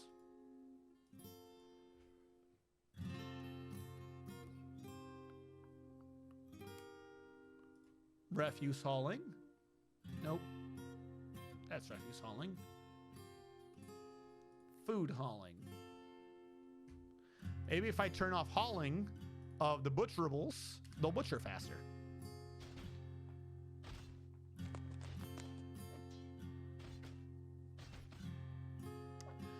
Because I try to not cheat. Like, I don't know if maybe I'm crazy or something, but I do attempt to not cheat. Couple reasons. One, in my thought process, the idea of this, of my Dwarf Fortress time on this channel, is that someone can come in, be like, oh, you're doing that, how do I do that? How does I play game? If I am just cheating all the time, someone's not gonna ask, how does play game? They're gonna be like, oh, this guy's just cheating. Well, I want to learn how to play the game, ergo, I'm gonna go somewhere else. That is my thought on that. So that's why I try to avoid most of the cheats and exploits stuff. That's why I try to put off just slaughtering the animals until it's just proven that I've hit an issue and the file is screwed if I don't fix it. Things like that. One, that's how I personally feel on it. Two, the numbers, quite frankly, reflect that.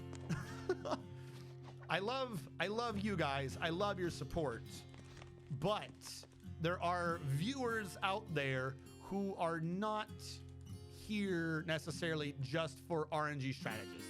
They're here for Dwarf Fortress to learn and or just to see who is the most entertaining. And I can tell you for certain that the numbers when I started doing my cheats to fix it plummeted by over 6 to 7 viewers, which when I currently right now have 16, that's a lot. That is a lot. So you guys like me, and I like that you guys like me. You guys are truly my greatest supporters, but your commitment is not enough to make it to partner, if that makes sense. We need to draw in, the fence sitters as well, and they just get scared off whenever you cheat. Unless you're bringing in someone like, I'm forgetting his name right now. He does all the kick-ass fucking art. I haven't seen him when I get off it forever. I'm forgetting his name. Not Blue Zest. Not Blind IRL. There's another Dwarf Fortress streamer. I'm forgetting his name right now. Nope, not Krug. I'm talking about the guy who streams it. I've never seen Krug on stream.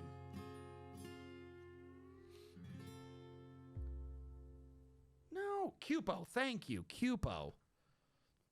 He cheats a lot, but like that, his entire niche is a different thing entirely. Like he's like editing the materials to make it just do art. So he's doing Dwarf Fortress, but I think his is more of an art stream that uses Dwarf Fortress as the medium. So if you have that going for you, well then yeah, that changes it, but that's clearly not what I'm doing. Yeah.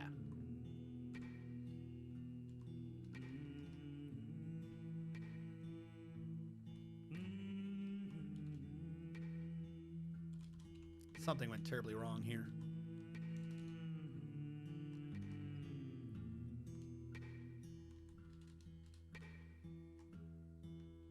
Why is that out by one?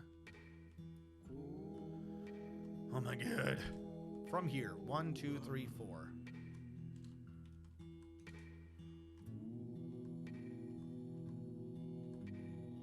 I think that's supposed to be there. Is this what someone was saying earlier? I feel like someone tried telling me that earlier and I just did not understand.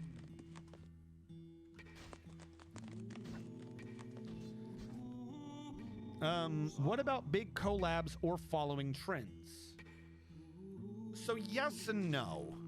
Like purely if I'm to remove myself from a, like to pure businessman mode, like as context for what I'm about to say. If we go in big businessman mode, not creating a community, I don't know what the friendship for everyone, pure business perspective, following trends is good for temporary visibility. If the people who see you during these trends don't like the other things you're doing, they're not going to stick around. So if you're chasing a trend, you have to immediately become so good that those people will find you when you finally stopped chasing the trend, or all you will be doing is chasing a trend, if that makes sense. So that I don't like doing too much. Sometimes though, a trend, like I'll see a trend, I'll be like, that actually looks entertaining. So I don't think I've ever actually done it, but I've at least had the thought a few times of maybe I should do that for a stream or two, just because it seemed like it'd be fun and like a community day or something like that. So there is, that's my thought on that. They're good for visibility, but long-term proper growth, I don't think that's good. Big collabs. I am down for doing collab, co-optional things. That's one of the, like doing Stellaris multiplayer, things like that. If I could get multiple people in for Hearts of Iron, that would be kick-ass. But the problem with that is, my issue with that is you need people who can all have the same schedule. We have had that for a bit with Stellaris. We are now going to our second or third week without Stellaris because nobody can figure out what the schedule is anymore. I don't want to say it's dead. I don't think it's dead, but it's definitely on life support right now because no one has a schedule that works with people, which is the issue with collabs. A lot of the big channels that you see are constantly doing collabs, doing with like 5 or 6 people, and they tend to like live together or live near each other. So it's easy enough to be able to set up big constant collabs. That definitely helps. I'm not gonna lie. That one, just as a strategy, really works. But it's such a pain to maintain.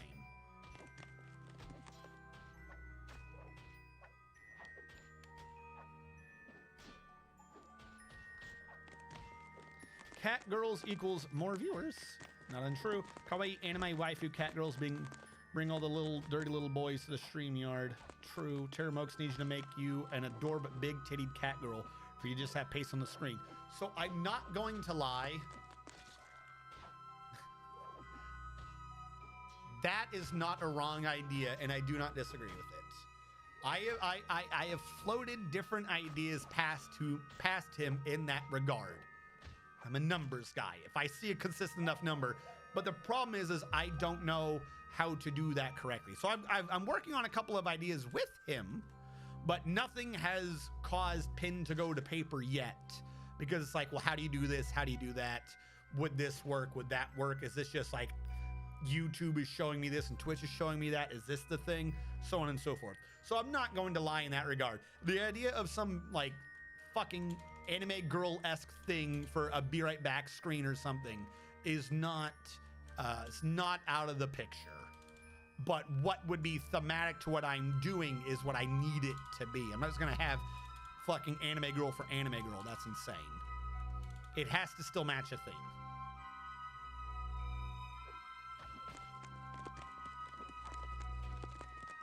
I might still play Stellaris with you. Hearts of Iron? No.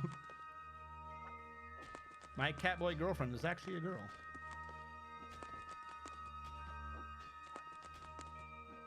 Beat a Slovakia to my Germany RNG con uwu.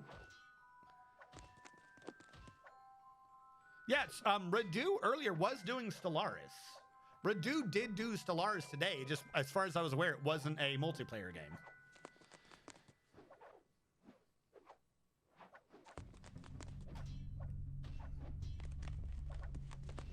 Have I seen your Bard glam?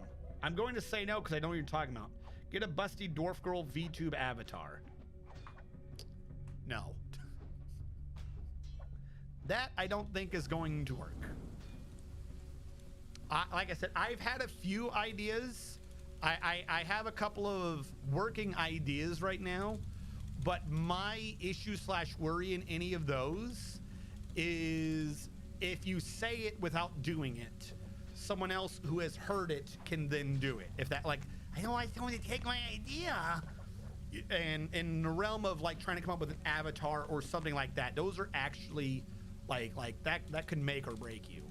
I will say that I have had thoughts in that area, purely like how your panda boy did it. I'm forgetting his name right now. You always do his emote. He has a VTuber avatar with a chick in it, but he's not the chick. He is the little stuffed animal the chick is holding. I'm forgetting his name right there. Like, I feel like that is an excellent sidestep of the whole thing that I do. Yeah, yes, that bear. That I love that idea, but the problem, my issue with that is that requires a theme first. He didn't just sit there and go, all right, I'm gonna be an avatar and I'm the little thing the chick is holding. He had that theme for like years before, from what I understand looking at his emotes. He's always had a chick there. He's just always been the little panda bear. So like that wasn't even like a new theme for him. I need to like get the theme to come up with the chick, if that makes sense. So I've had a couple of those thoughts. I have like, all right, this seems to do well. Channels that don't do this, do that, so on and so forth. But again, if you just do that out of nowhere, then you're just abandoning what your channel is. Gonna be honest, I've seen the numbers. It's proven itself. It's not an idea that I hadn't thought of. You know, pure businessman talk here. My hesitancy on it is purely of I've got to figure out how to wrap this back around to a theme. I've kind of come up with a theme. I'm not going to say the theme yet. Right now, I have put things out to Terramokes, and I'm kind of half waiting to see what ends up coming back, if that makes sense.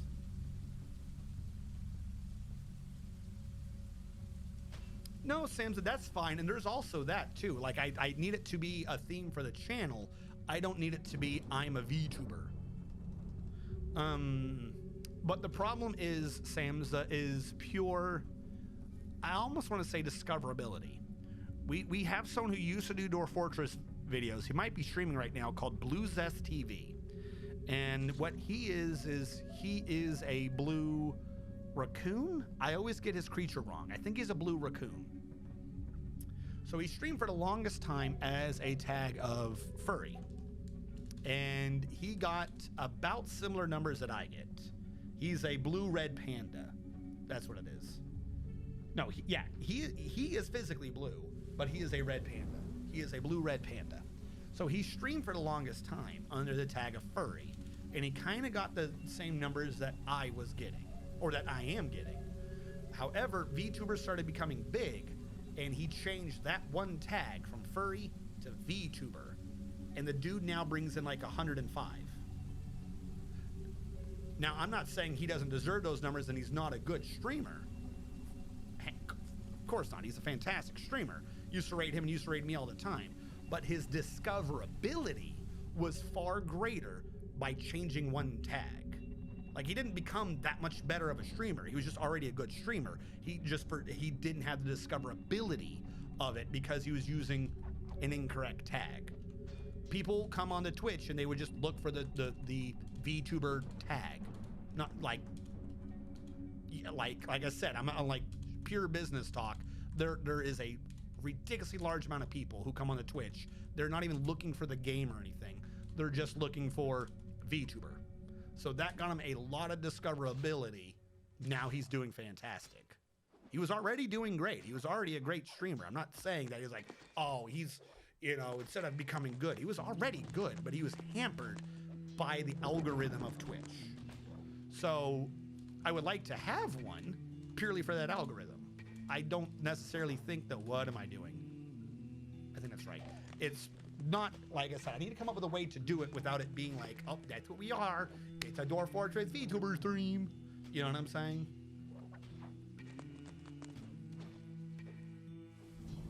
So you need to turn that cartoon. No. That's what I'm saying. I need, like, the VTuber thing, I'm not even thinking VTuber right now. That's like 10, 20 steps down the road, to be clear on that. Again, if you're building a D&D character, you're not going to have a good character if you build level by level. You got to build a level 20 D&D character and figure out how you get from level 1 to that level 20 character. You know what I'm saying? VTuber is not a thing that's any, like, I would have to pay someone to come up with a model. That's so far, like, not even a thing. By the time I'm even close to that being an idea that could be worked on, the trend, if it were, might have died, or this might just be the new, for lack of a better term, meta for streaming. I don't fucking know. But my point is, to even approach that, everyone who was able to do that already had something that matched. like I said, he was already just going under the furry tag. He already was doing an avatar. The panda gentleman who I'm forgetting, Baru, he was already doing a I'm a panda, but there's a cute girl as a thing. Again, both of them just switched it over to being like up, and now it's VTubing. They didn't change much, if that makes sense. Again, it's just you have to play to the algorithms.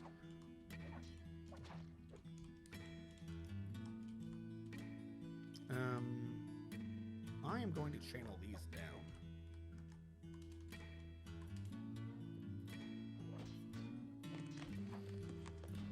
Is this an Honolulu Roscoe? Is this an amphitheater? No. This is... Where's my drawing? Where's my drawing? Did I get rid of my drawing? You guys made me get rid of my drawing. This is a wine glass inside a wine glass. The outer wine glass will be containing the magma, and the inner wine glass will be containing the dwarves. Right now, we are a baron. We have Coca-Cola 5, who is a prisoner of the elves right now, unfortunately, because they are protected by dire pandas. So they are a pain in my ass. We currently, on the side, we do have military dwarves. They're training up right now. We had really well-trained ones. They died. They died. Hold on, this is 2. It's supposed to be a 2, so it's supposed to be there. How did I connect that wrong? I did it the worst possible way. Because that means that thing at the end is too far out. So we're letting our military train up while we try to construct a base for our civilian and royalty. Up top is our actual fort. We've got a base, we have a working base. We have a giant fort into the mountains to the west of the volcano. So we do have a base. That's just not our main topic, right? Or main construction point right now. Have you tried being a grill for views? Yeah, no, that's not happening. No, that's not happening. Again, the idea, if that were to be followed, would be there is a girl, I am not the girl. Again, if that were to be followed.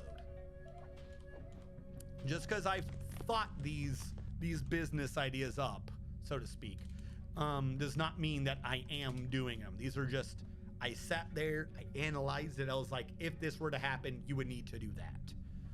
So no, I have not thought of being a girl for views. Dire pain is cool. Yeah, no, I mean, it is cool, but it's also a pain. We've eliminated the goblins. There are less than 40 goblins in the world, and they have no sites anymore. So the goblins, they're exterminated. There are even less elves than there are goblins, but they have 3 sites. This site to the left has 1 elf in it, but 90 plus dire creatures. This site to the south has 1 goblin in it, but 70 dire creatures. And the ones that aren't dire are unicorns. This place has all the elves that are left in it. They don't have any dire creatures. So if we're gonna go on assault, we're gonna attack them. But our military dwarves have been busy recently not training. So because we had a bit of a lag issue with animals, which reminds me, we're below 300. We are making progress on removing the animals from this map. So we're making good progress there. So in the meantime, we're digging out and we're getting our constructions built. I'm trying to get it to where everything below this is outside. That's kind of our issue right now. So before, for some reason, when I dug this out, I smoothed all the walls, but you need a channel below it and then build a wall for it to be above ground. So that's why we're kind of going a bit slow right now. I've already done these walls, but I kind of did them wrong. We've been luckily getting back more idlers and things active again, but for the longest time we had no active dwarves. We had no idlers. The ones that were doing stuff were doing not the things that were priority. The things that were priority were all jobs that I couldn't make be priority. So we had a bit of a slowdown in the middle of today's stream earlier. Have you tried becoming the villain? So Yes, I have seen a few streamers, I'll say recent sub-trend in the idea of people becoming big and doing the VTubing thing like that, where either they are basically like just an unnamed villain, or they're like, oh, people happen and I'm just a civilian that happens to be involved. The villain ones all require extreme mass and stuff like that, so I wasn't sure how well that would work. Like to how they look.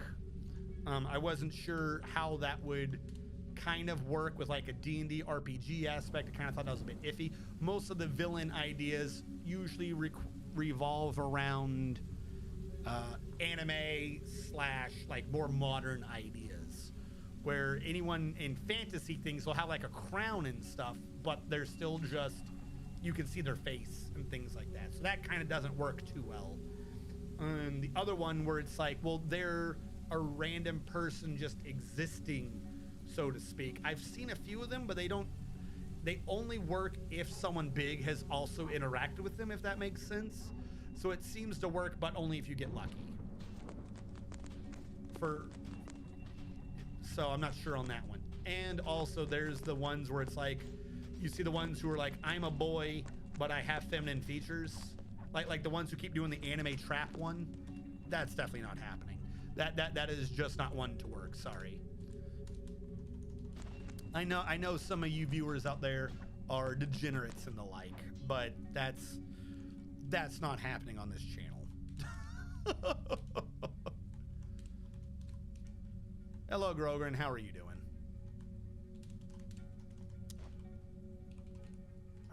All right. I have to confirm, at least for a short term, whether or not someone's a prisoner of war.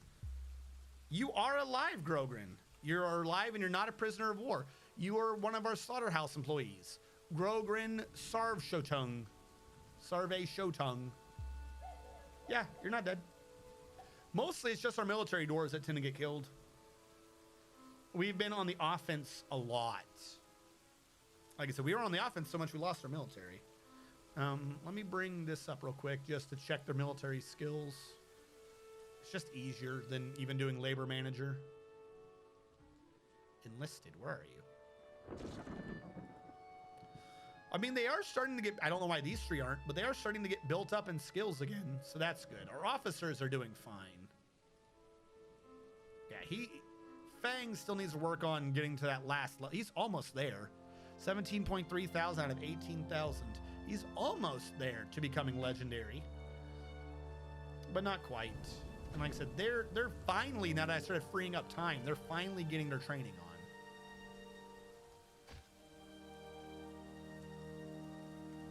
Just wait till they invent missiles and we have to do a Dwarven Patriot.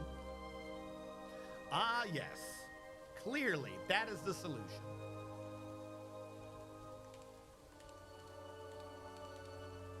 But if people are starting to be available more, are they? Okay, no, that's just saying that they have a dig command. For a second, I thought it was saying they were engraved. I was like, why are they engraved? They shouldn't be. See, I thought earlier, I guess, I put forward enough thought to dig out-ish below it. And then at some point, I didn't. I don't know. Some point, I just stopped being smart. What I want to know is, why is no one climbing that hill to that hill to remove these? We have idlers, and I have a deconstruct command, but they're not deconstructing. Well, some of them are.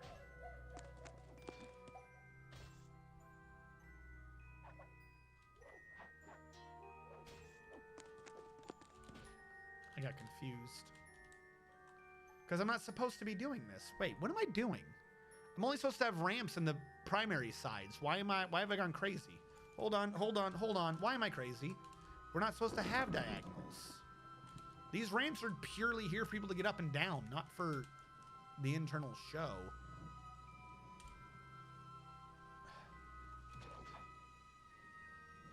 Fuck. I've already done a lot.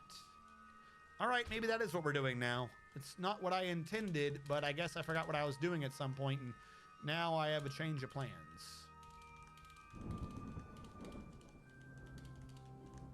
Because it's either undo one or undo the other, and at this point, it'd probably just be easier to do ramps the whole way up.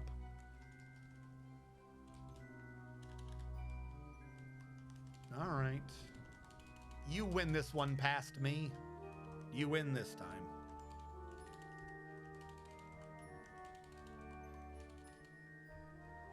Push the keyboard back a little bit so you pick it up less, I think.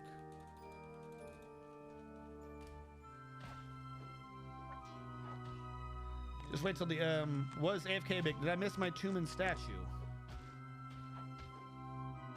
You did request a tomb. No, the statue ones are always weird. The statue ones always get done at a very slow pace because I gotta wait for the dude to do it and then it show up to allow me to build it. So that one was the past statue. You were literally up next in the statue request form. I see now that it was a tomb. I literally just thought that was a statue. Well, we have the tombs already. I just don't have a coffin in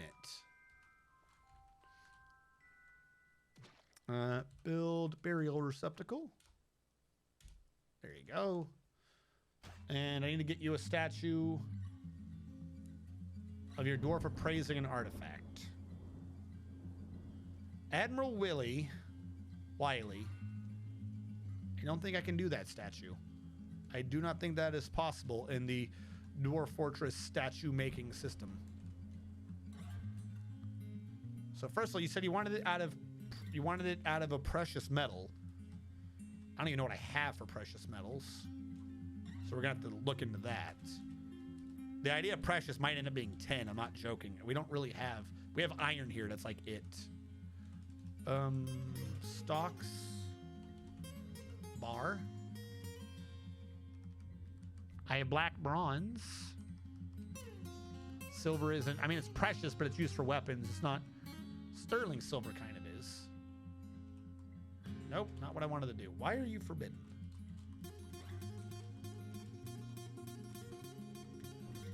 I think the best I can do is black bronze, because I think it's 3 bars to a statue, right? It's that or lay pewter. I think pewter looks nicer than bronze. Let's try lay pewter.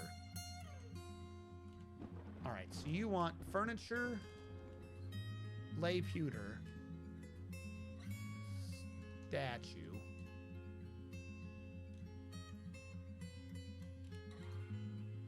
And the details of it are of your dwarf,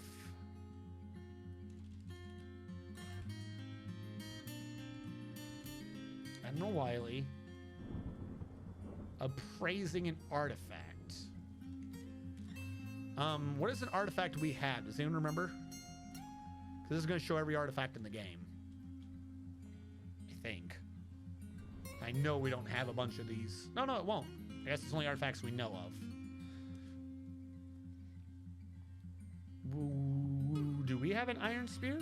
Zurshashek is an artifact spear. All right, we could say that. Zurshashek. I can do an artifact, but is appraising. That is the thing I don't think I can do. I don't think I have that verb. I have admiring. I know that, you know, in terms of definitions, that's in no way, shape, or form close to appraising. But it starts with nay.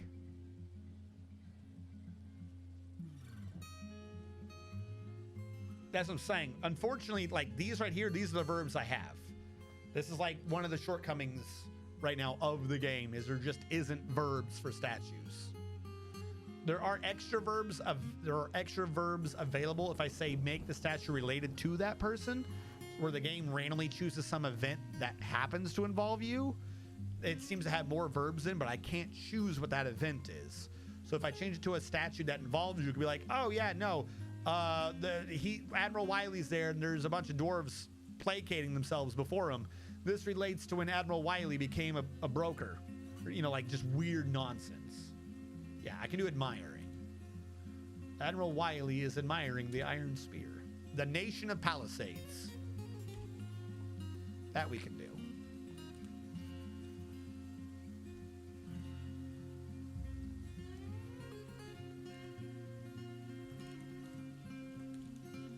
Trim out just the edges, and I can build the wall back up. The wall. On the bright side, we have mostly carved this from the surrounding terrain. This is the issue I'm having, though, is right here. Like we're like slowly chiseling off the edges, but we need to like lower it down by like 2 more again. And I don't want our dwarves to be too busy because I need them to be chiseling out what's close up top. And if we dig out too much at once, we'll get a bunch of stone. Looks like our aquifer is filling up again. So that's good. That right there, though, is kind of my issue with it. I knew that there was just too much going on. This aquifer was more in the back. I would have to build across to reach it to open up those holes. So I will.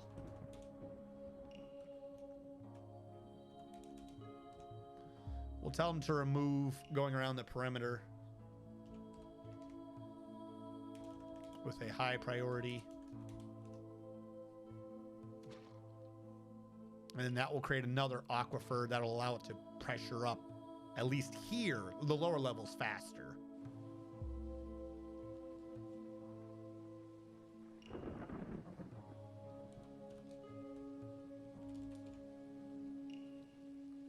Yes, Azulian, we have almost wiped them out. If it wasn't for their dire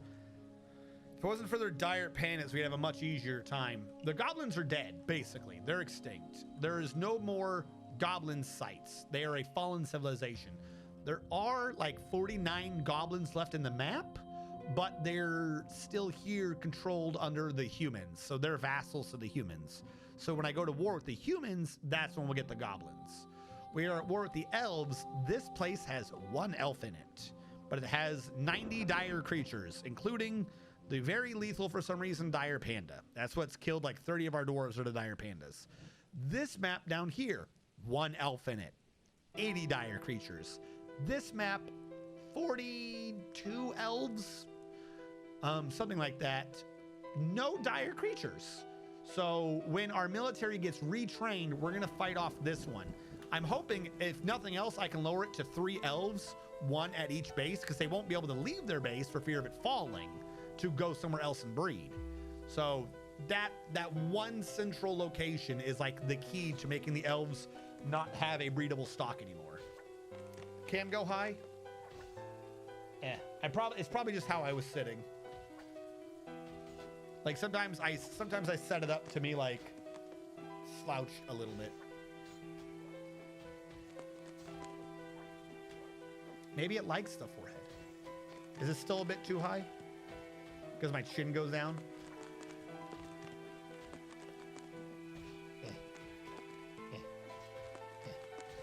It's like fighting me. There we go. I wasn't pushing it up. I've got that. Is that good? I never know like what is more appropriate to be slightly off screen. The like top or bottom.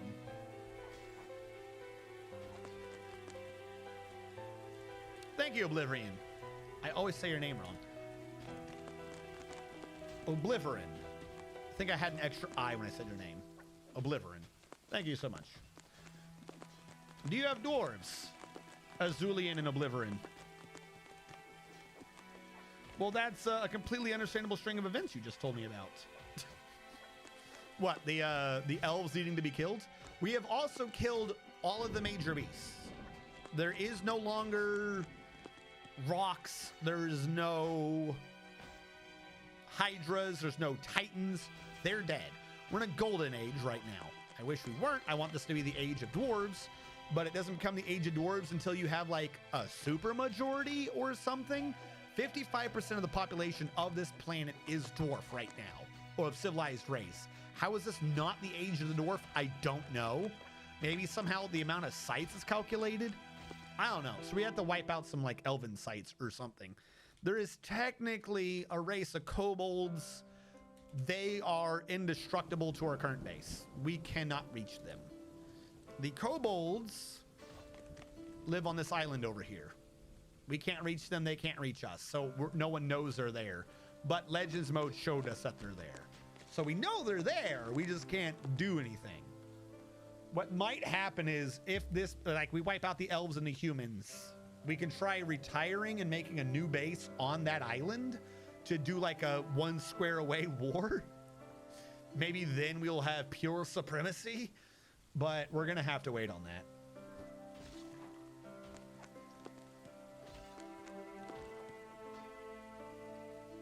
Yeah.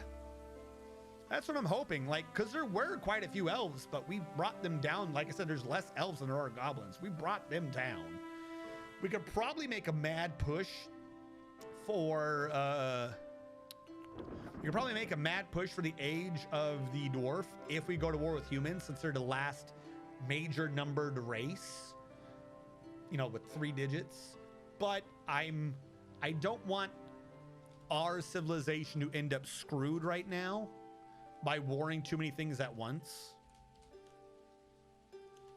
Like, we might have a majority, but it doesn't mean we can't be brought down if we get multiple attacked by different races. Now, if the elves don't have anyone left, well, that's a different story. Because then it would just be the humans. Don't do a 2-front war is basically what I'm saying. I don't want to do the humans because history has taught me that 2-front wars don't work.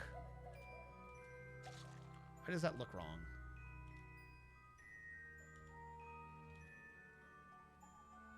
Your wall is missing. But you... Oh, no, it's been made into ramps. This shouldn't have been a ramp. Wait, yes, it should. Outside is the wall. You need to be a wall. Did I put wall there? I feel like I've done this entirely backwards. Another reason why I shouldn't have put the ramps in yet. It's confusing me as to how I'm digging this. So yeah, unfortunately, that is kind of what we're doing. Like we're focusing on this, but it's because the rest of the base is automated and done. We have people generating drinks. We have people generating food. We have people generating clothing. We have people slowly killing the animals that refuse to go away. 10, 12, 15, 18, 19, 20. We're down to 21 excess creatures. Like I said, there's the thing where they're making clothing out of this. Actually, they're using yarn. We're killing a bunch of animals, but I'm not sure we're getting yarn out of it. And we're just having to wait for our military to train. That's basically it. While we do this, we have to just wait for training. The game is a bit tough, and graphic-wise, it's not necessarily for everyone. I'm using a tile set right now, so it has graphics. By default, it's ASCII. But a lot of games that do this nowadays either outright admit that they were inspired by Dwarf Fortress, or the viewers and stuff on Steam call it a Dwarf Fortress-like. So any of the, like, unnecessarily detailed simulation build a base games is off of Dwarf Fortress. I think in terms of, I think a game people might think of like, oh, wait about the other game. You're wrong. You forgot the other game. Would be like the, I'm forgetting the name of it, the Castle games. There's a Castle Siege game, kind of, maybe, but not really. It's nowhere near as detailed as the new era of simulation games. What am I doing? I gotta channel you down. Yes, it went out here, so this has to channel down. This is what I'm forgetting. Because this is just looks like me building walls and stuff. However, the stuff I'm just as a tiny showing of the goofy amount of information. That's a block on the ground. That block weighs 17 pounds and is worth $5. Its current temperature is 24 degrees Celsius, and it may or may not have a melting point that is above or below lava. I don't know right now. I'd have to check a different screen to check. And it has a gray color. That's that. We can go to wood and have like completely different information. You butcher a creature. You get the teeth, you get the cartilage, it pops out bones, it pops out teeth, you kill someone. Lots of things happen. Why are we not getting rid of this stuff again? What is kicking? All right, how about this? You are working on totems. Totems are made off of skulls. What else is kicking around? Cartilage, horn. That's active. You're active. You're active. You're active. You're active. All right, they're trying to use the bones up.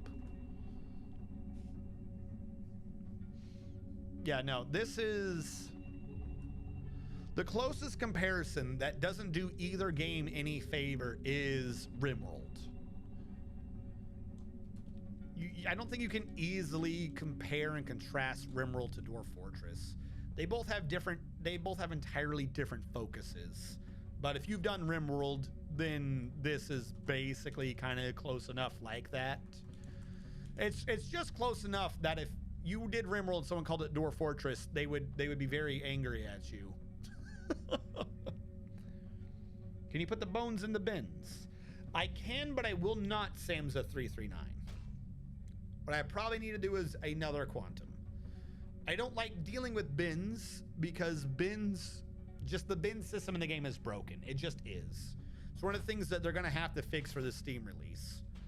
And because of that, I don't want to build bins for anything.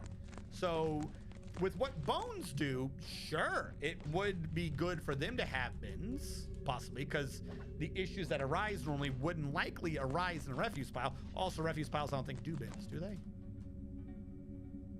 Maybe you can do a bin. I'm not going to, but yeah, I guess it could be. But if you have bins somewhere, then you have bins everywhere. It's like if you see one ant, then there's 10,000 ants somewhere else. Stop. Why is my nose tickling? There is same issue with bins. If you have them somewhere, you're gonna have an issue somewhere else.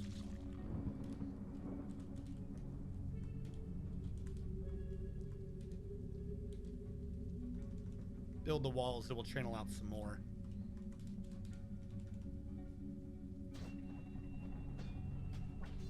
I don't think I've ever seen a refuse pile use bins, though, now that I'm thinking this out loud. What are you... Hold on. What is tickling?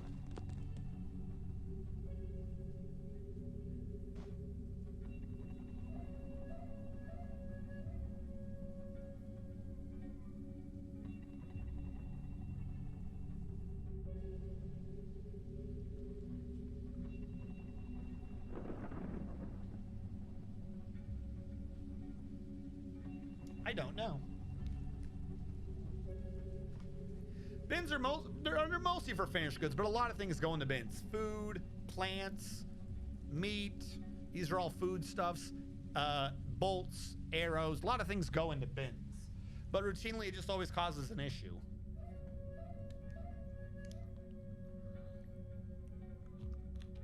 I mean, it's not preventing me from saying allow there to be bins. It's also not preventing me from allowing there to be barrels, and I know they don't go in the barrels. So I'm going to say you can't. Because refuse pile is shells, and I always have inundations with shells. So if shells are a problem, I just have to assume by default that they don't go into bins. That would make sense, though. Ooh. We are so very close. We're just like extracting this from the earth. All right, first of all, I might as well just do this. Whatever is up above is going to cause an issue no matter what anyways. So waiting to have it go down and then go down again is pointless. Let's just channel what we can here, then worry about what is or isn't above ground after the fact.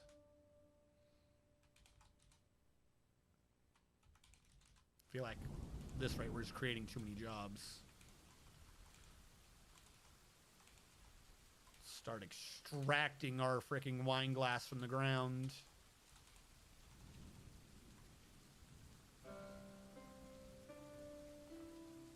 Goofy thing is this entire thing is supposed to just end up filled with magma.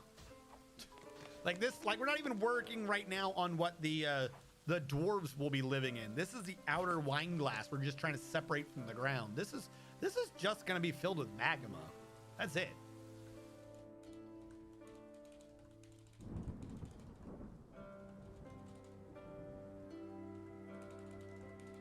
Should have been a dick and just built this entire outer one out of wood just to be crazy. A magma wine glass. Magma wine glass made out of wood would have been goofy, but also kind of like cheap looking. Like it's impressive for, you know, the defying of physics, but it would definitely look shit.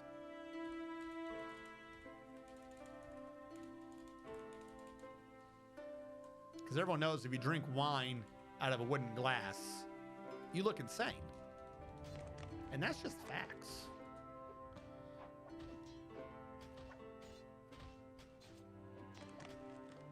Completely binless fortress. Is this even legal?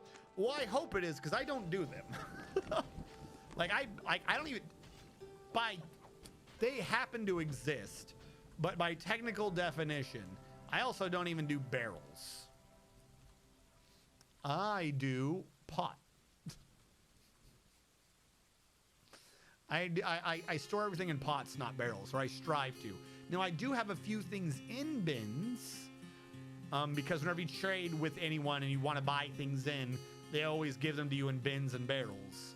But I don't make any, and I try to every now and then purge my base of whatever bins and barrels it has accumulated.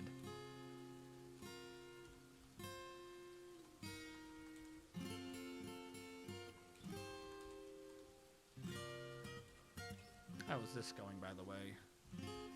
Painful. I like how, if nothing else, we know that this one doesn't have an issue with things being below it, because we constructed this out of nothing. 4.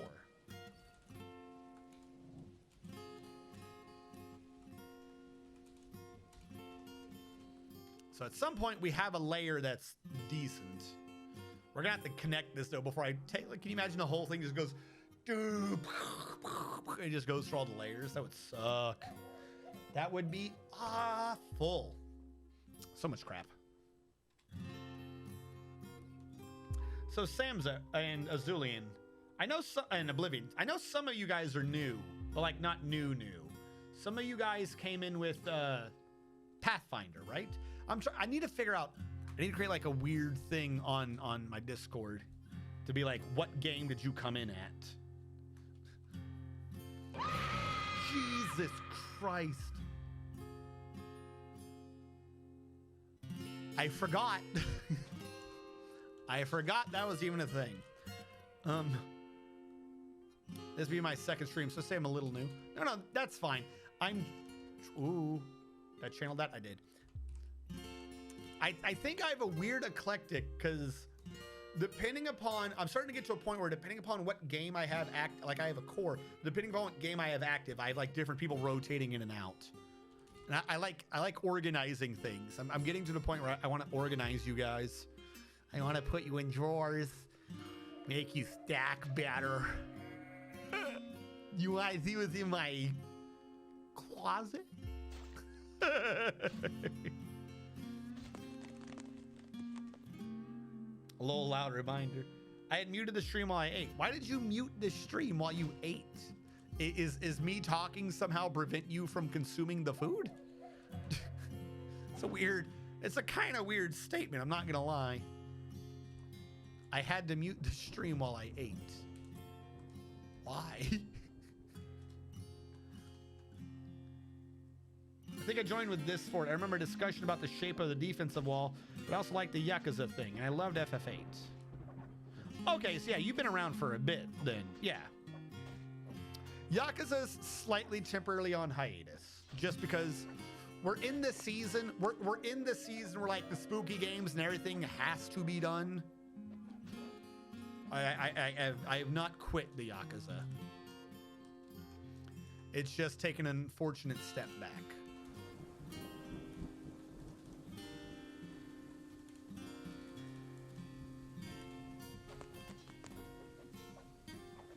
I insist on the finest colored folder kept in a safe for my organization because I had to eat away from the computer.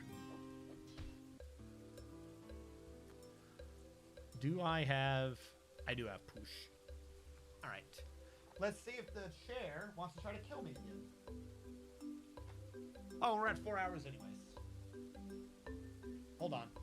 Multiple things are happening. All right. There's no point in having it at the very end of it. So for those of you on the YouTube VOD channel, thank you so much for watching. Catch you guys next time.